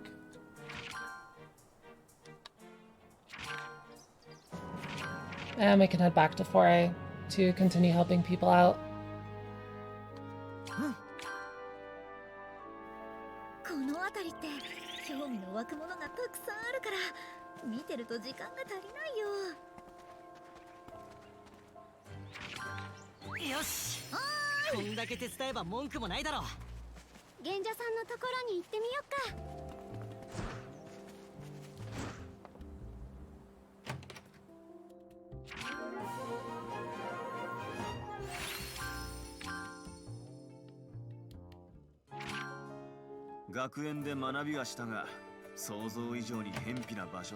Alright, let's see if I can remember what I'm doing here.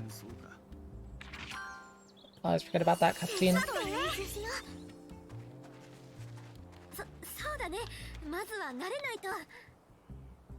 I did not get any speed off of that. Let's try again.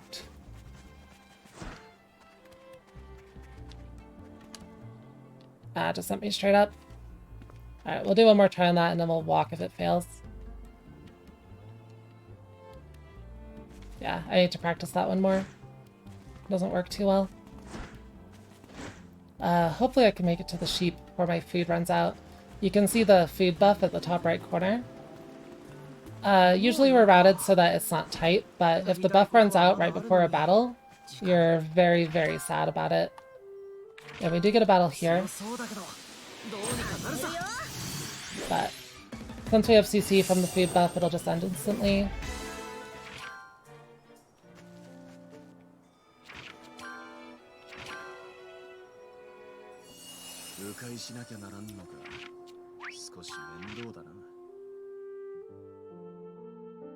Alright, and because I grabbed this landmark earlier, I can just go straight there for the quest.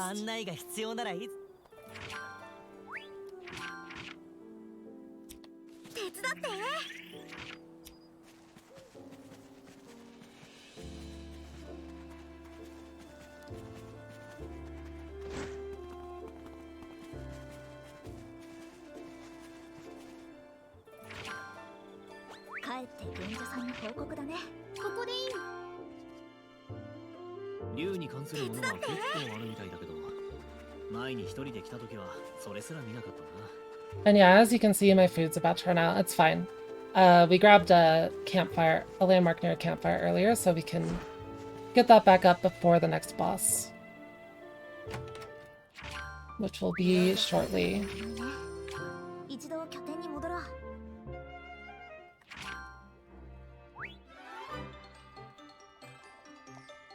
Hopefully it is still nighttime after I make this item. I do need it to be nighttime for the next quest, so if I go out there and it's not night anymore, I'll have to sleep.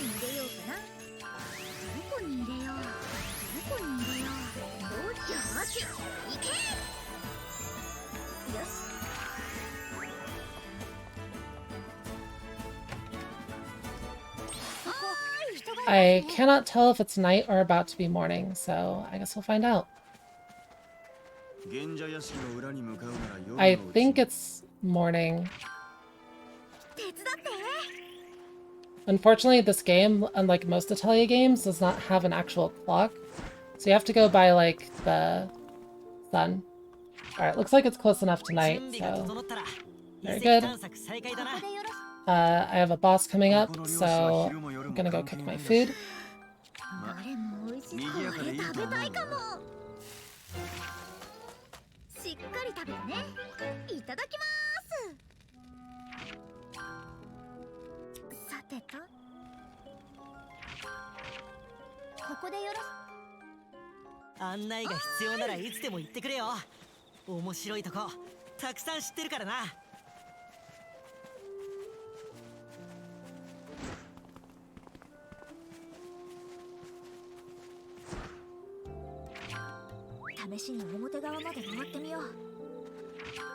We have to go over here. There's probably some crazy jumps I can do inside this ruin area to get around faster, but we haven't figured them out yet, so...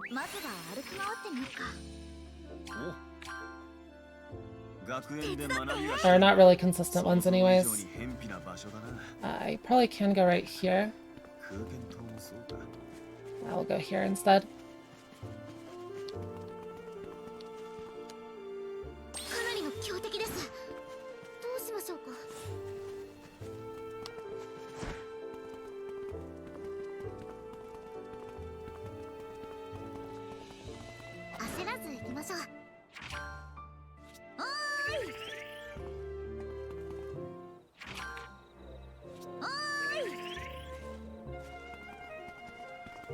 Just need to grab a few cutscenes and then we'll have the boss bond. I'm also going to grab this chest down here. This gives me a quest item that I need later.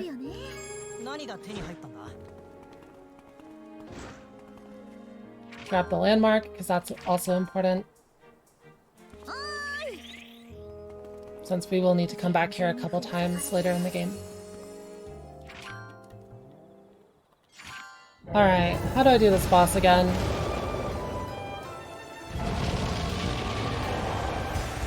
I need to build up a little bit of CC as Ryza. We're gonna wait a little bit at the start, then we want to use some skills.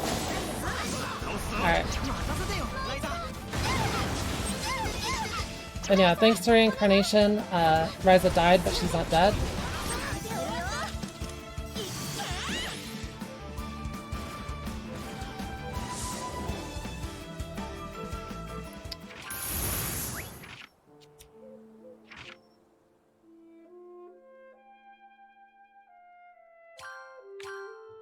Perfect. I meant to make a key there, so whoops.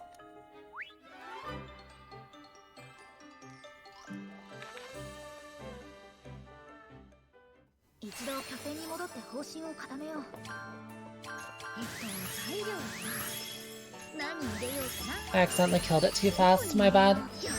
Just a little bit of damage? Yeah. Just a tiny amount of damage. For this game, it honestly is a tiny amount of damage, but it's more than good enough for the speedrun.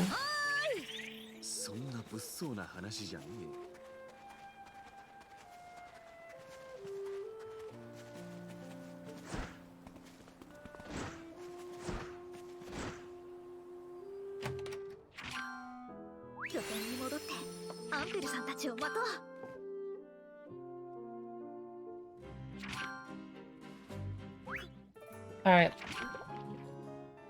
Now we're done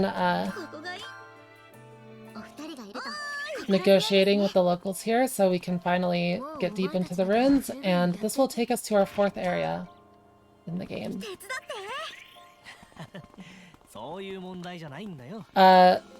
There is one particular skip in this area that I'm going to attempt a couple times. If I don't get it, I'll go back to running the normal way, but this one's pretty fun. Anyone who's played through this game is very familiar with ladders. In this area, you need to climb a bunch of ladders to get up to the main quest hub here for your main quests. You have to do that like 4 or 5 times throughout the game, right? So that big tent right up there is where we're heading. And hopefully, this is one of the harder Spirit Beast catapults in the game. Harder to trigger. Yeah, so that took me the exact wrong direction. I'll try it a couple more times, but I don't want to waste a ton of time here, so if I fail too much, we'll give up on it. That one was really close. It took me like slightly too far to the right. Yeah. Alright. I'll try it next time. For now, we're just gonna climb the ladders. That's one of the harder skips in the game. Even with a decent amount of practice, it's still very difficult to set up, because you need to go straight upwards instead of, like, fly off into the distance. And not only that, is the tree roots are very difficult to move around on. So this is kind of the walk of shame for that. I'll try it again next time I have to come up here too. But yeah, the ladders take about 40 seconds to get up, so...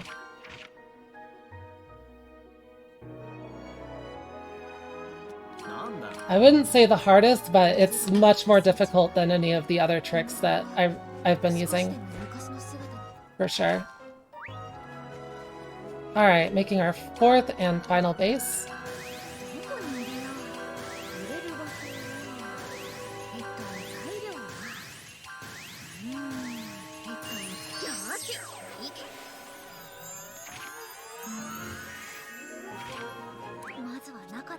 Dwindle early might be harder. True, but it's also not useful. Oh, right, I need to enter the Atelier.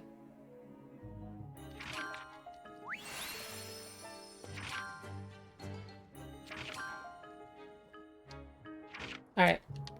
Now we have another boss fight, actually. We're gonna skip straight over to this one. Normally it would take like 2 minutes to run there. Oh, that's not good. I did not get enough speed there, so we're taking the Swim of Shame. It's still a massive time save over walking normally, going this way, but it is a lot slower than if you just head straight to the cave. Because that jump can get you all the way down over here.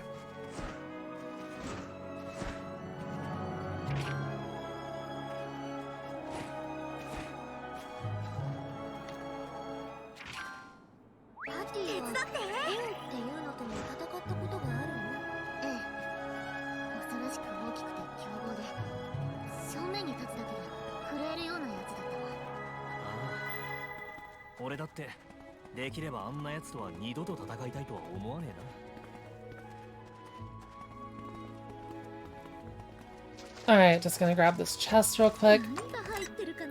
This chest is really nice. It gives an ancient bug, which will increase my damage later when I add it to Ryza's staff. And more damage is always good, right?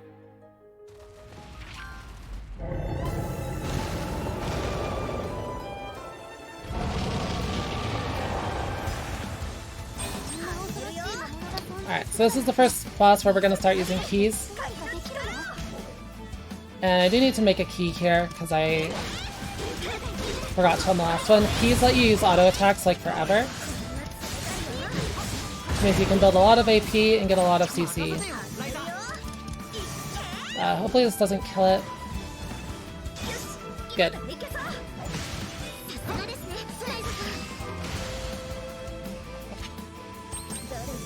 Alright, key creation.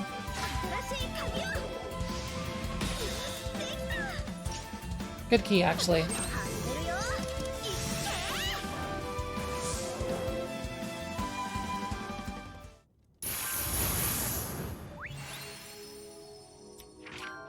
And yeah, that's the first time we're seeing that boss. We'll see it one more time throughout the game, but there are a couple optional fights for it as well. Yeah, the key was really good. It had item enhancement on it. Alright, let's see. We'll attempt this one more time, so. It's really not being kind to me.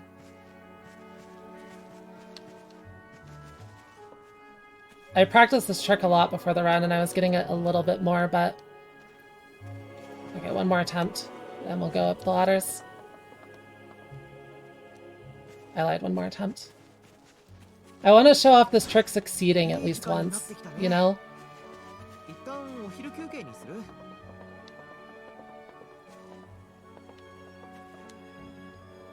But it doesn't seem to be working for me right now. So, we'll go up normally. I still have 3 more chances. Yeah. I don't want to lose too much time to it.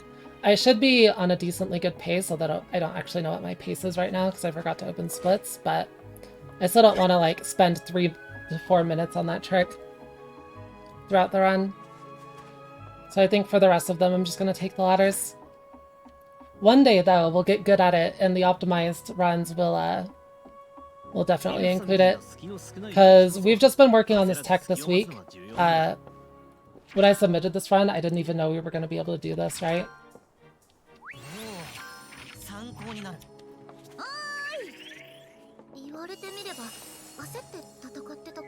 3 hours and 45 minutes, oh, that would be terrible.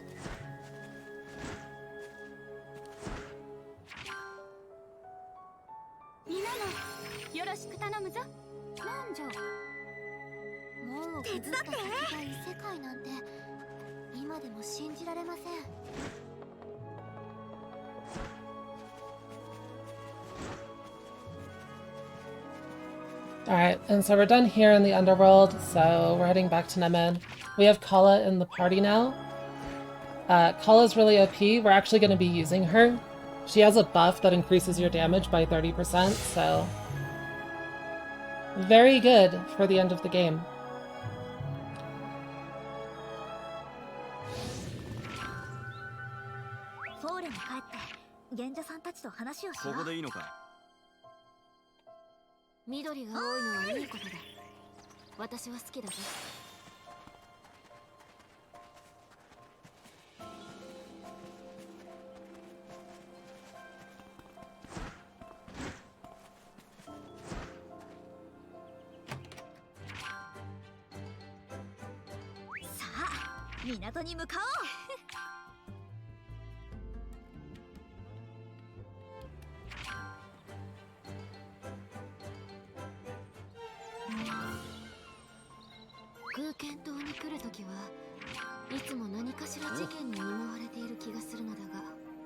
Alright, just got a few cutscenes to do.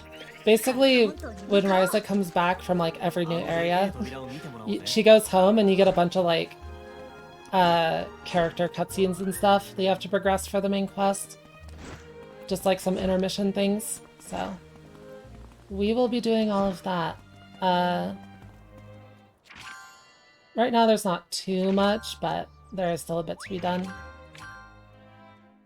Yeah, Call is definitely adorable. She's my favorite, along with all my other favorites like Patty and Claudia, but, you know.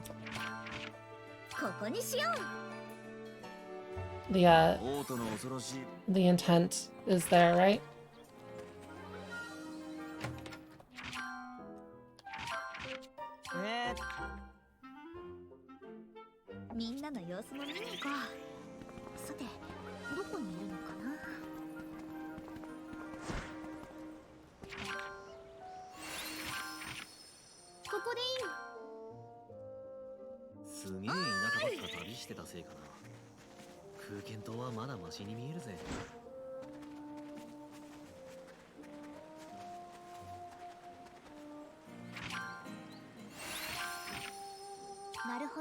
Alright, just a couple cutscenes left. And we have a bunch more cutscenes, but they're a bit more exciting.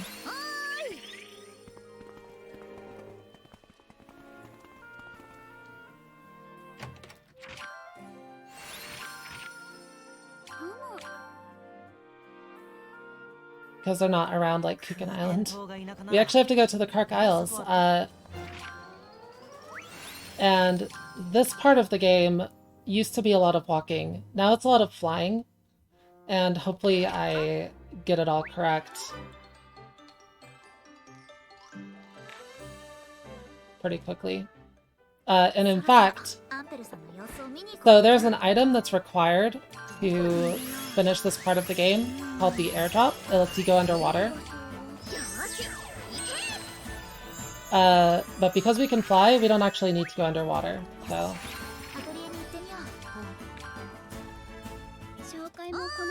Don't have to synthesize the airdrop, which saves a little bit of time early game. I normally would have made it like around 30 minutes in, but now we just skip it completely, so...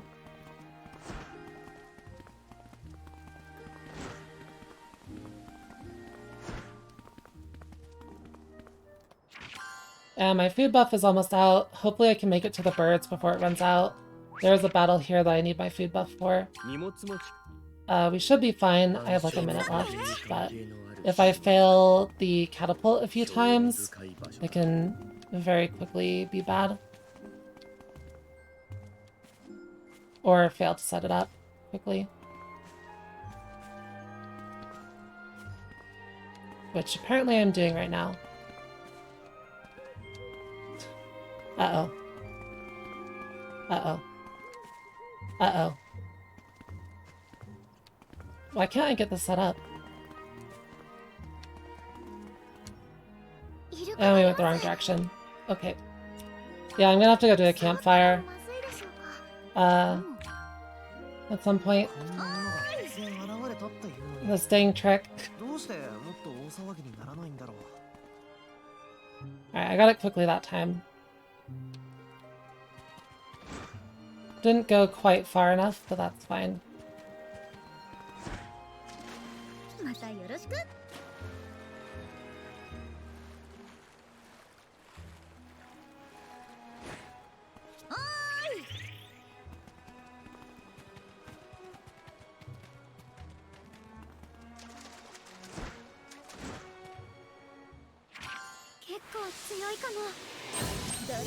How many key uses do I have?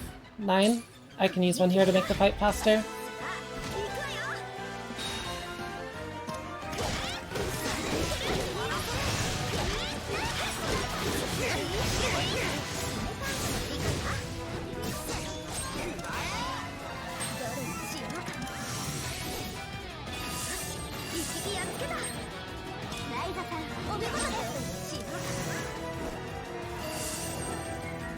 Alright, perfect.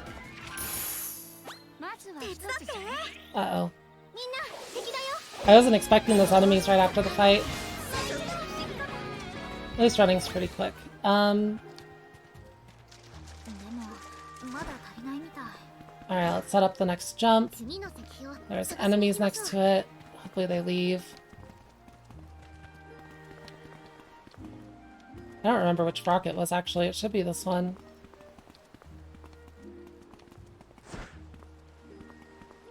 I don't remember, so I'm gonna do it from over here.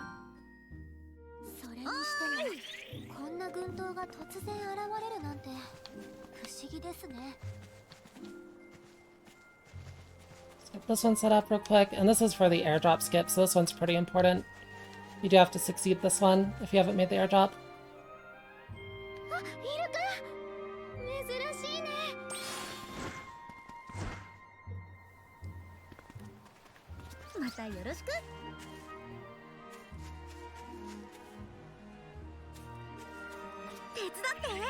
Slightly bad angle, so I did have to climb those vines, but still saves a lot of time overall.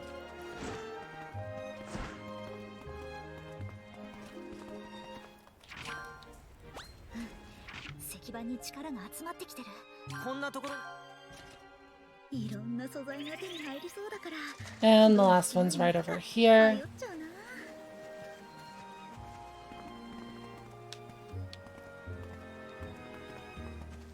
This might take a little bit to get.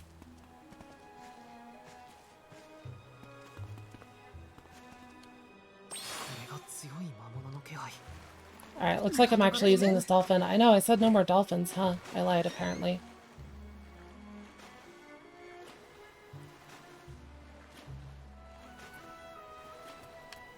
Got us close enough, at least.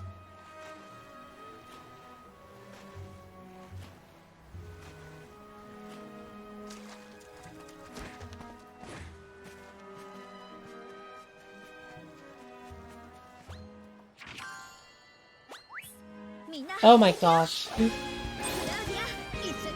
Weird enemy getting me after the cutscene.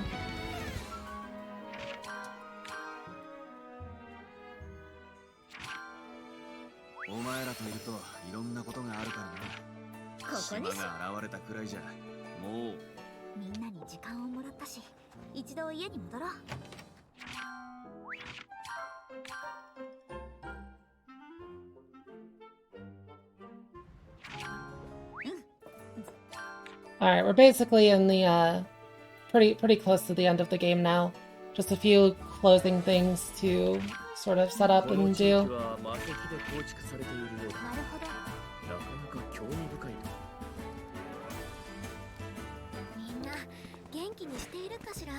Basically, we're going back to each region of the game and, you know, visiting everyone we know, trying to find more stuff. I don't even remember the plot. This is like the end of the game, and it feels really, kind of padded, I would say.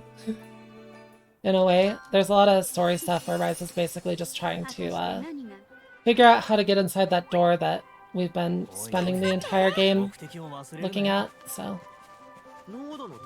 She's just going back all over the world, talking to her friends, and maybe eventually she will have a stroke of genius. Also, I just realized I totally was supposed to do Nemed first. Right? No. We did Claria. Okay.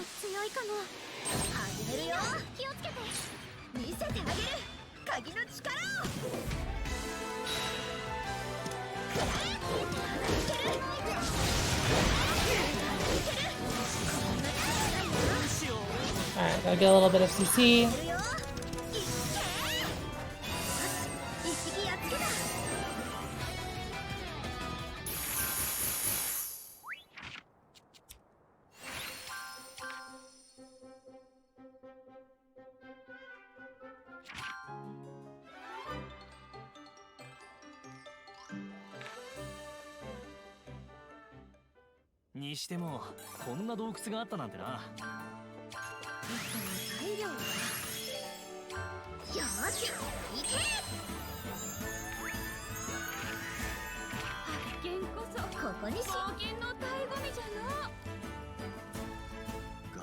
Yeah, something to do with Federica.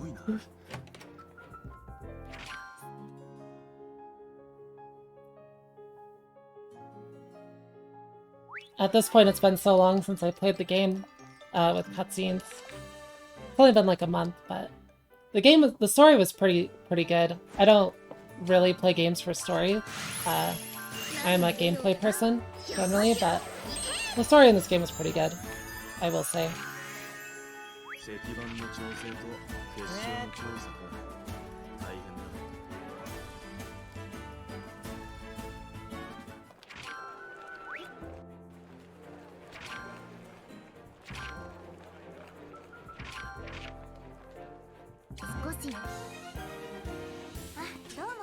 I think if you played the like first couple Ryza games and you really enjoyed them, I don't think this game would disappoint you. The story is definitely a step up. But speedruns don't care too much about story, so.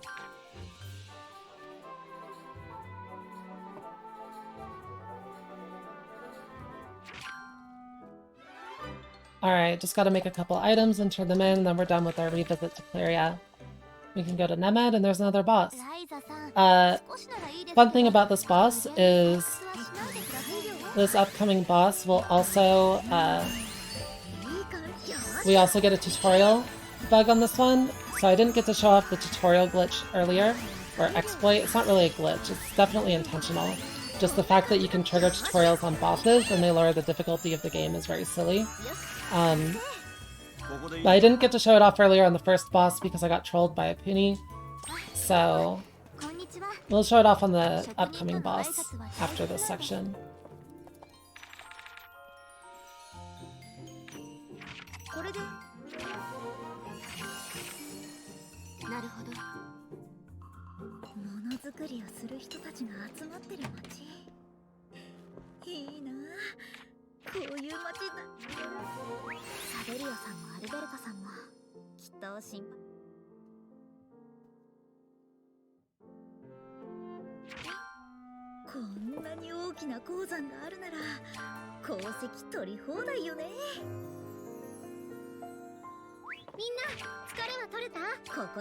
Just gotta sleep because the game literally asks you to.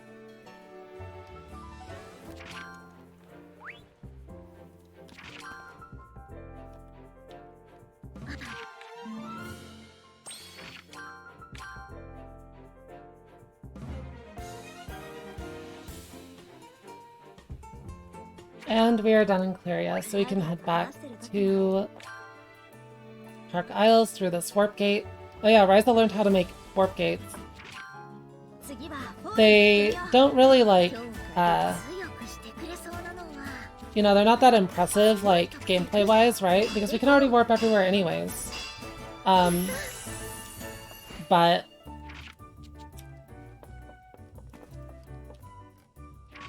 let me equip Collar. Well, no, we'll do it later. Yeah, they're not that impressive gameplay-wise, but story-wise, you know, teleporting all over the world is, like, huge. But gameplay-wise, we can already do that anyways, so it feels a bit silly, you know, to get the warp gate when you're already warp gating.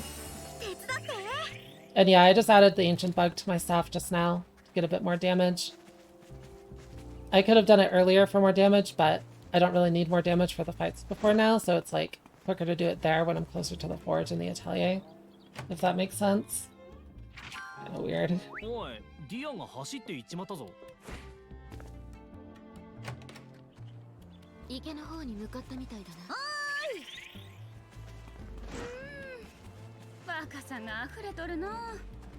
Correct. The alternative would be Atelier Fierce, which isn't quite unplayable, but it's not comfy.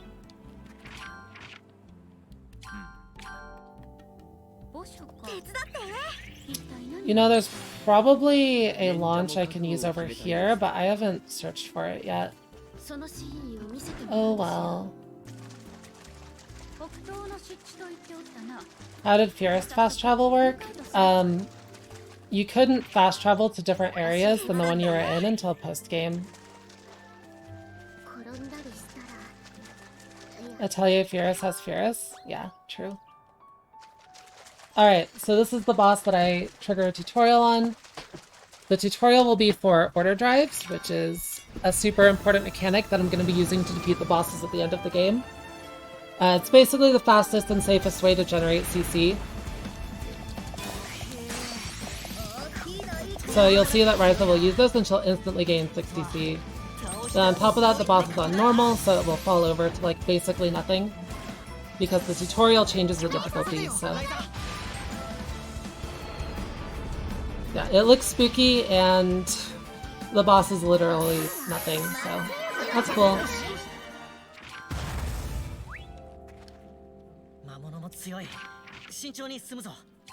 Alright, back to Foray.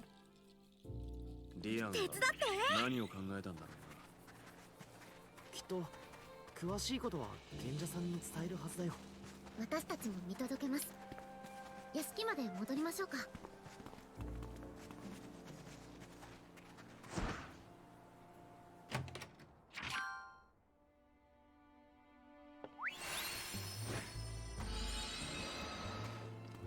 出会った話すべきことは話せたかな。そういえばライザー、帽子。 And this section where you revisit Nemed is way quicker than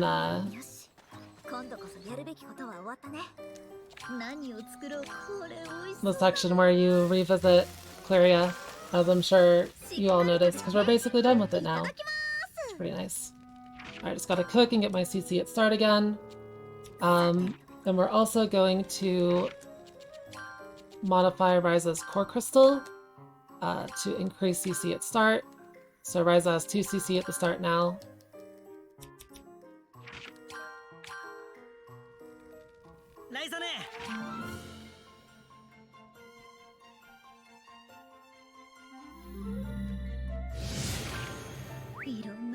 And I'm also going to get Kala equipped and in the party. Like I said earlier, she's very OP.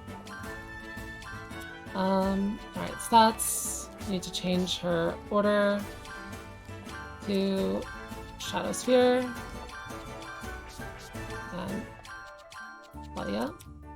And party. Alright.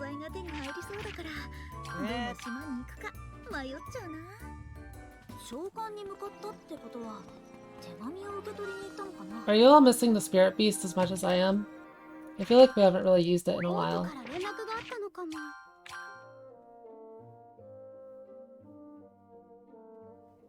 It's okay, we will soon.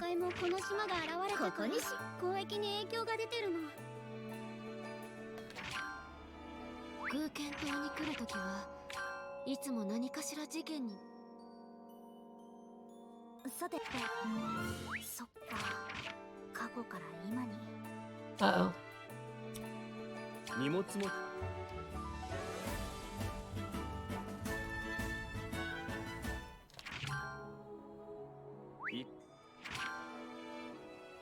Alright, should I try one more time to fly up to Kala's tent? I'll try one more time to fly up to Kala's tent. Who needs ladders? I don't need ladders.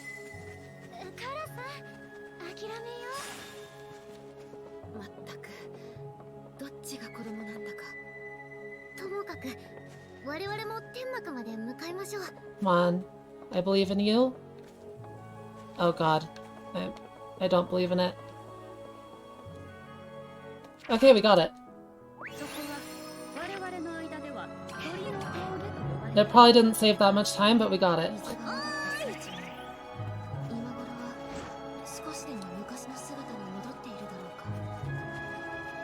For this section, I haven't been able to find anything consistent so far, so we're just walking. Unfortunately. But yeah, that one I just did to get up the tent is definitely the hardest launch we have in the game right now. It is really, really picky. And right here, I have to travel a long way. but there's a couple cutscenes on the way. Like, I'm going all the way to the south part of the zone, and the zone's long. But you have to get the cutscenes, otherwise we would be able to get to the south part very, very quickly. Just gonna fly across here real quick. Oh, crap. That's not good. That is very not good. Okay, I knew there was a possibility of that happening.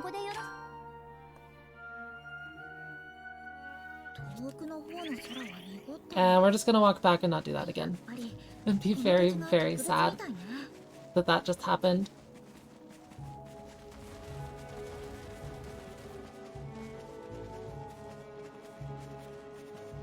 But it's fine, it's fine. Backtrack of shame, indeed. Once this game gets more optimized, these runs are gonna be so funny. Because you'll be literally just like losing runs a couple hours in because you landed out of bounds off of a bad launch, right? Because no matter how good you get at those tricks, there will always be a chance of failure. They're just that difficult.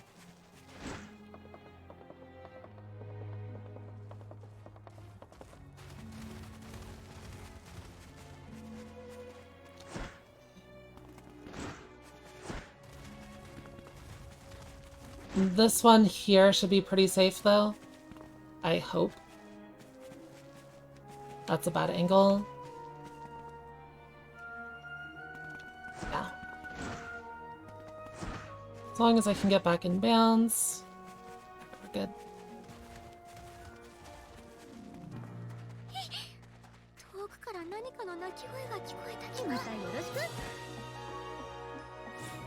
You can skip that ladder, but it's really not worth taking the time to do so. And here, this one should be pretty safe as well because it doesn't take you out of bounds. It's really just going out of bounds that can be very dangerous.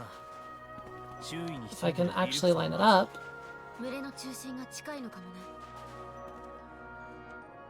Okay. Ooh, we almost fell out of bounds. Alright, boss fight. This boss might look familiar. And this enemy actually has a ton of HP. It's like over 100,000. But we have Kala now. So Kala, we're going to trigger Kala's order. And it's going to give us a buff called Dark Spirit, which increases our damage by 30%. Pretty good. We also have a good key.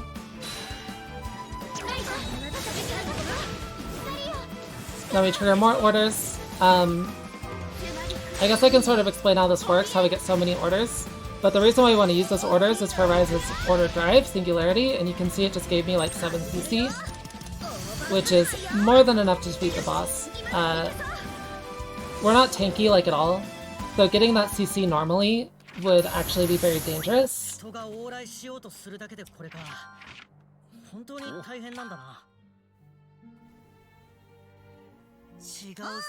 So it's a lot easier to spam the order drive, the action orders, and get it through the order drive. Because the boss can't take actions during those animations. So. Why did I just get off? Okay. Surely we can get it again, right?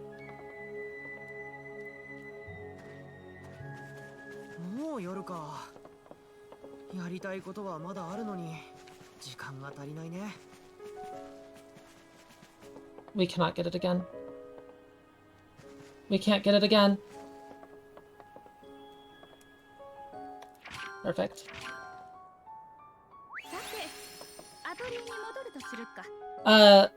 So anything with an animation interrupts enemy attack animations, not just keys.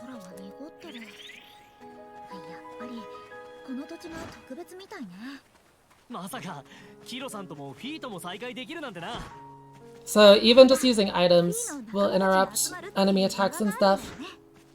It's just I wouldn't even really call it an oversight with the combat at this point.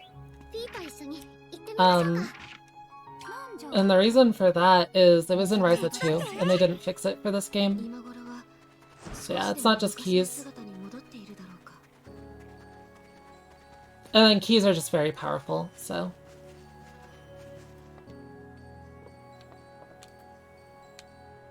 That really didn't trigger. Wow, I thought that one was right on. Didn't get quite close enough to the cutscene trigger. Yeah, and this is why this trick is hard. Because even if you get the setup, sometimes it just doesn't go far enough. There we go. I'm actually getting it now.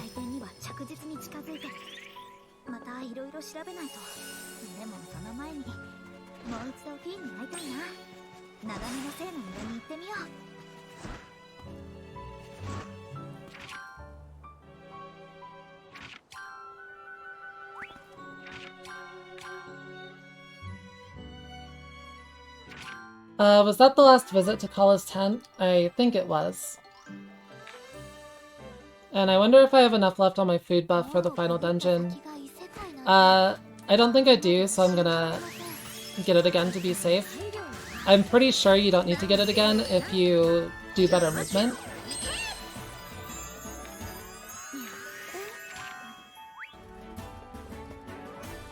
But yeah, we're right up on the final dungeon now, just a couple things left.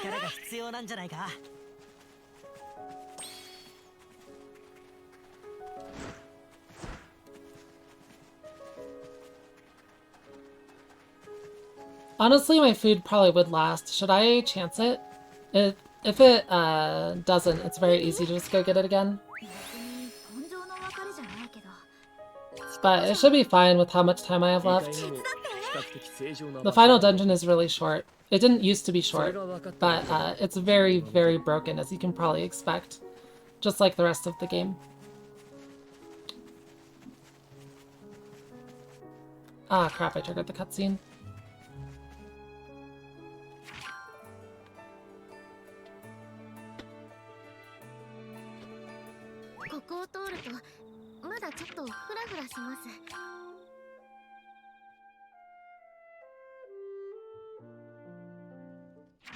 I'll see how much of my food is left when I'm done doing the story cutscenes here. I think it'll be fine. How long did the run used to be?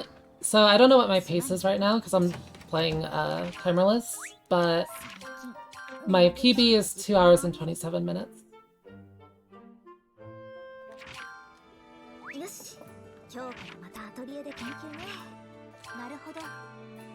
And I imagine this run isn't like super fast, but not sure. 222 right now? Yeah, we'll be around the same, probably a bit slower. But considering how sloppy this has been, you can see that a lot of time would be saved. Whoops. Did not mean to trigger that.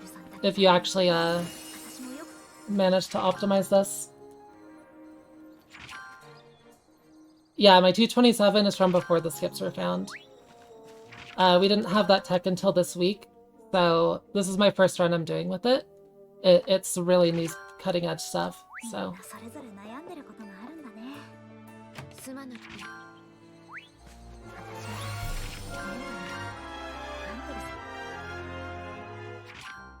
Yeah, the red Puni snipe definitely lost a lot of time. That one was pretty bad. Just marathon things, right? I'm like, I can't get an encounter, I can't get an encounter, and an enemy spawns on top of me.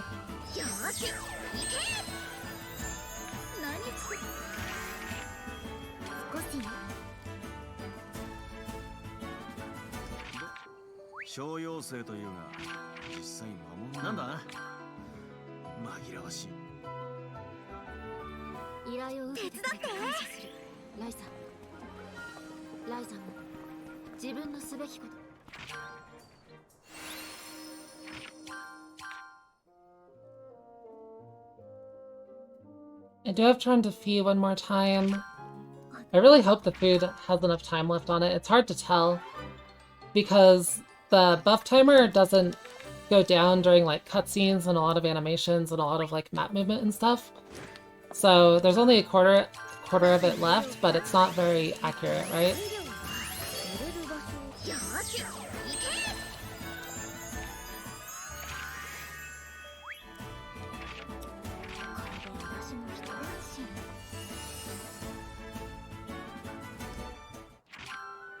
門をくぐった先が異世界なんてやっぱり今でも信じられます。すみません。どうしても気になるので先にフィー But の I 様子を見 think we'll be fine. もちろん。せっかく来たから It's really close. ありがとうございます。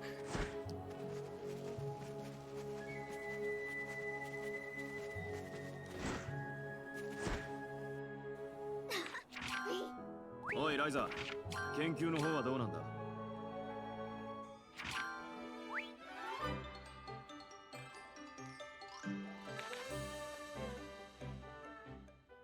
水が戻った聖地も今頃は少しでも昔の姿。 I totally forgot to pick up a dragon mat. Okay. I guess I'll be getting the food buff anyways, because... Oh my gosh. I hate this bug where the landmarks don't show up for fast traveling when you're in a different zone. 狼は野生の生き物だ。大地はもとより漁村の周りが柵で囲まれてますね。強烈。A little bit of time loss. Totally my fault. Since we have to go here anyways, we'll just get the food and the final dungeon will be safe. さて。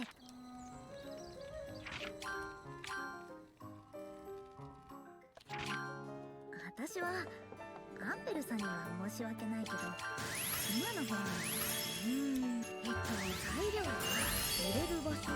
よーし、行け。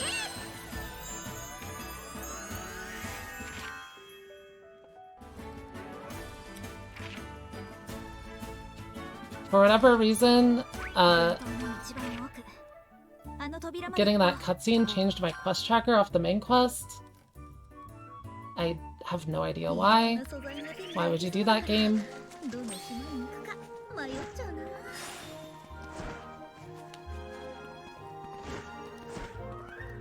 Alright. Just, like, 2 more cutscenes and final dungeon time. And the final dungeon looks very funny, because it's actually kind of long. You have to do a lot of switches and stuff. And, a good emerald band is supposed to be required. But I did not synthesize an emerald band. Emerald band is like a grappling hook item.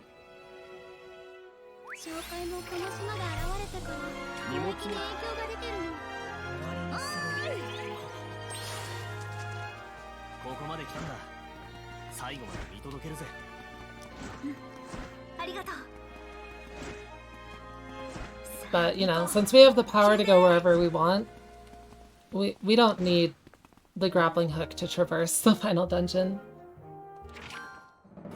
And let's head inside.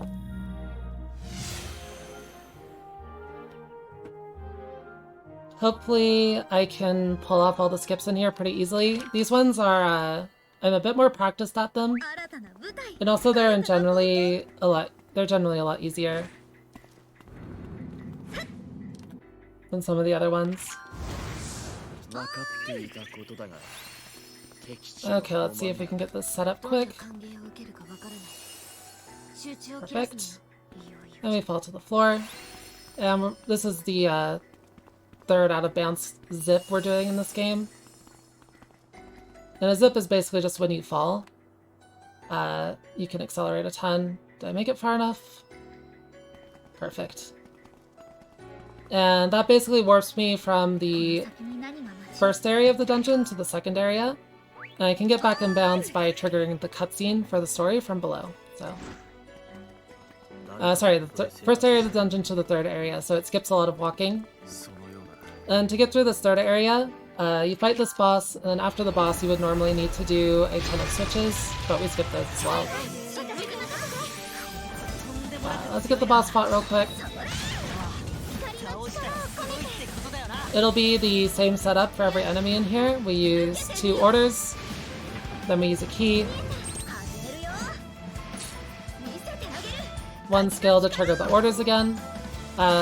So kind of the way this works is you can set different order conditions for your action orders, and one of the order conditions is whenever your tactics level goes up. To get my tactics level higher, I have Foresight equipped on one of my party members in the back row.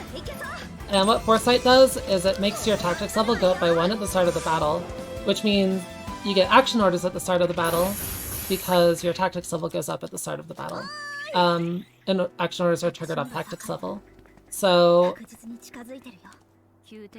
that's really nice. So you get those real quick. Go out of bounds, trigger this cutscene, sorry. So you get the action orders.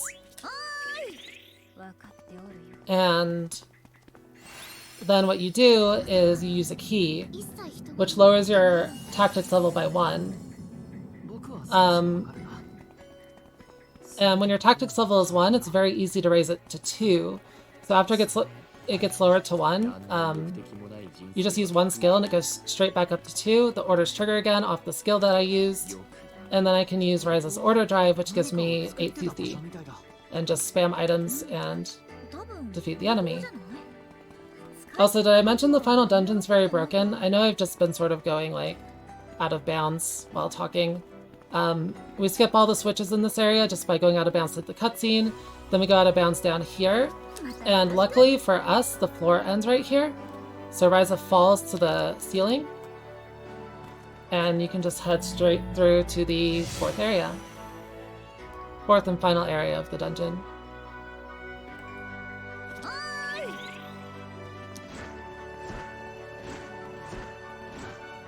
What is the ground anyways? Exactly.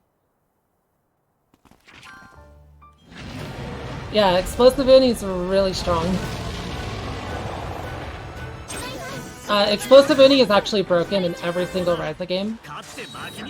Believe it or not, it's just the most broken in this one.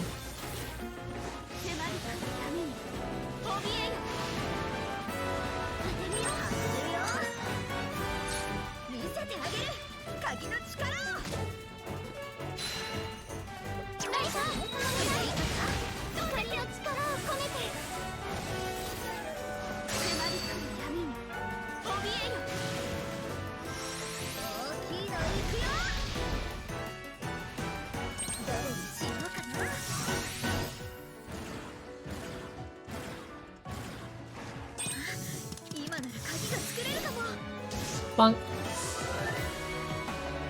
And yeah, we do so much damage. It's kind of funny. I'm pretty sure when Legendary comes out, we're not even going to change the strat because we do so much damage with the Explosive Ini. Alright, let's get one more of these for good measure. I'm definitely losing time doing this because I didn't set it up instantly, but it's fun, right?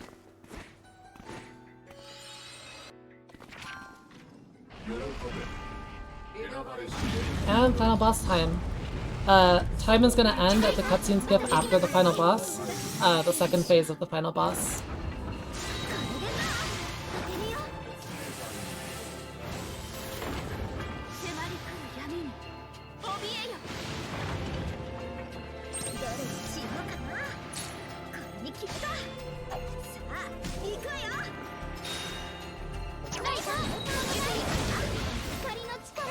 I should totally spend the 5 minutes to get to credits. I can do that. Why not?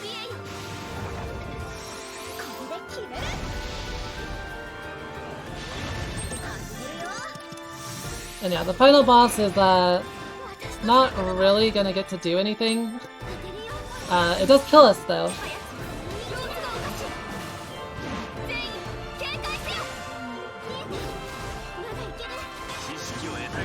You have to sort of sit and wait for this to go off after you get a top HP.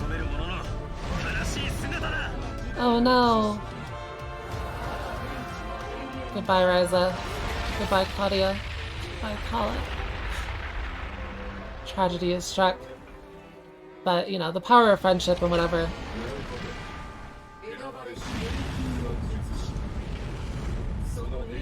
Alright, be ready for time right after this, because as soon as I bunk it, we're gonna cutscene skip, and that'll be time.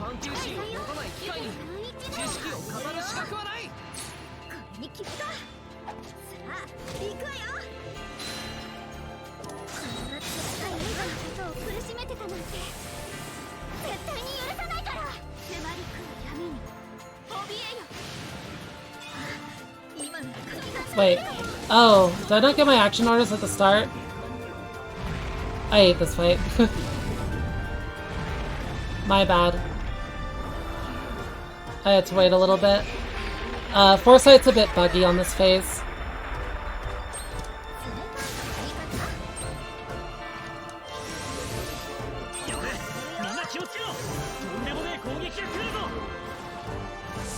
Okay, that's fine.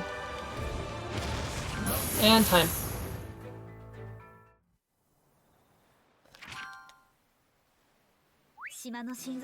So yeah, we time at the end of the final boss because the rest is just a victory lap. Hope that was fun to watch. I guess I can go trigger the credits real quick for sure. Yeah. It'll take a little bit, but we can talk about the run and stuff while I do that. I hope everyone had fun with it, and also just this event in general. I had a lot of fun hosting and running the event. It's been a great weekend. 2:35, yeah, sounds about right.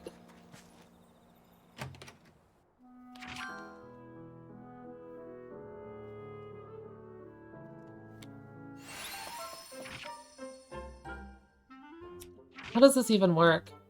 I have to go so many places. Yeah, the Puni was pretty bad.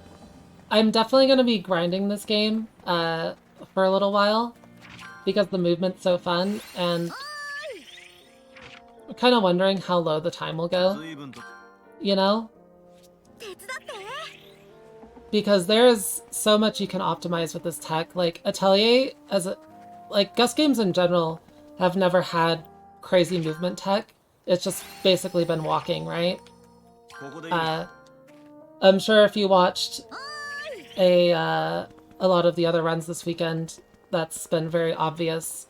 You don't really generally see crazy glitches in Gus games or anything like that. They're generally surprisingly well put together, right? So when this game turned out to be so broken, it's just kind of like, what is going on? But it is pretty fun.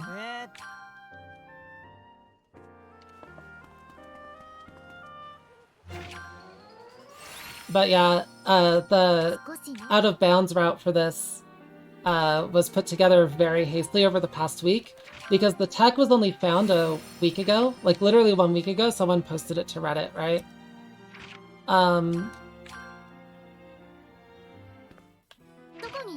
Someone posted it to Reddit, and it took us like 4 or 5 days to even figure out how to make it work consistently, because I originally thought the Sky Beast glitch was going to be just ridiculously inconsistent.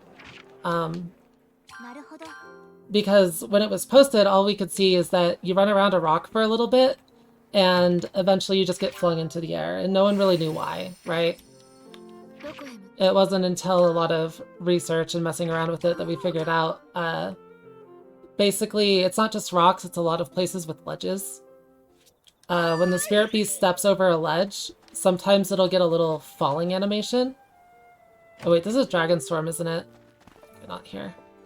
It'll get a little falling animation, and when you get that falling animation, that means you're in the right position to launch in the air. It can be a little finicky to set up, but at least there's like a very obvious and easy tell for it, right? Where's the... is it at the chief's place? There's a very obvious and easy tell for it, so that's pretty nice. It can just be... I can sort of show it right here, maybe.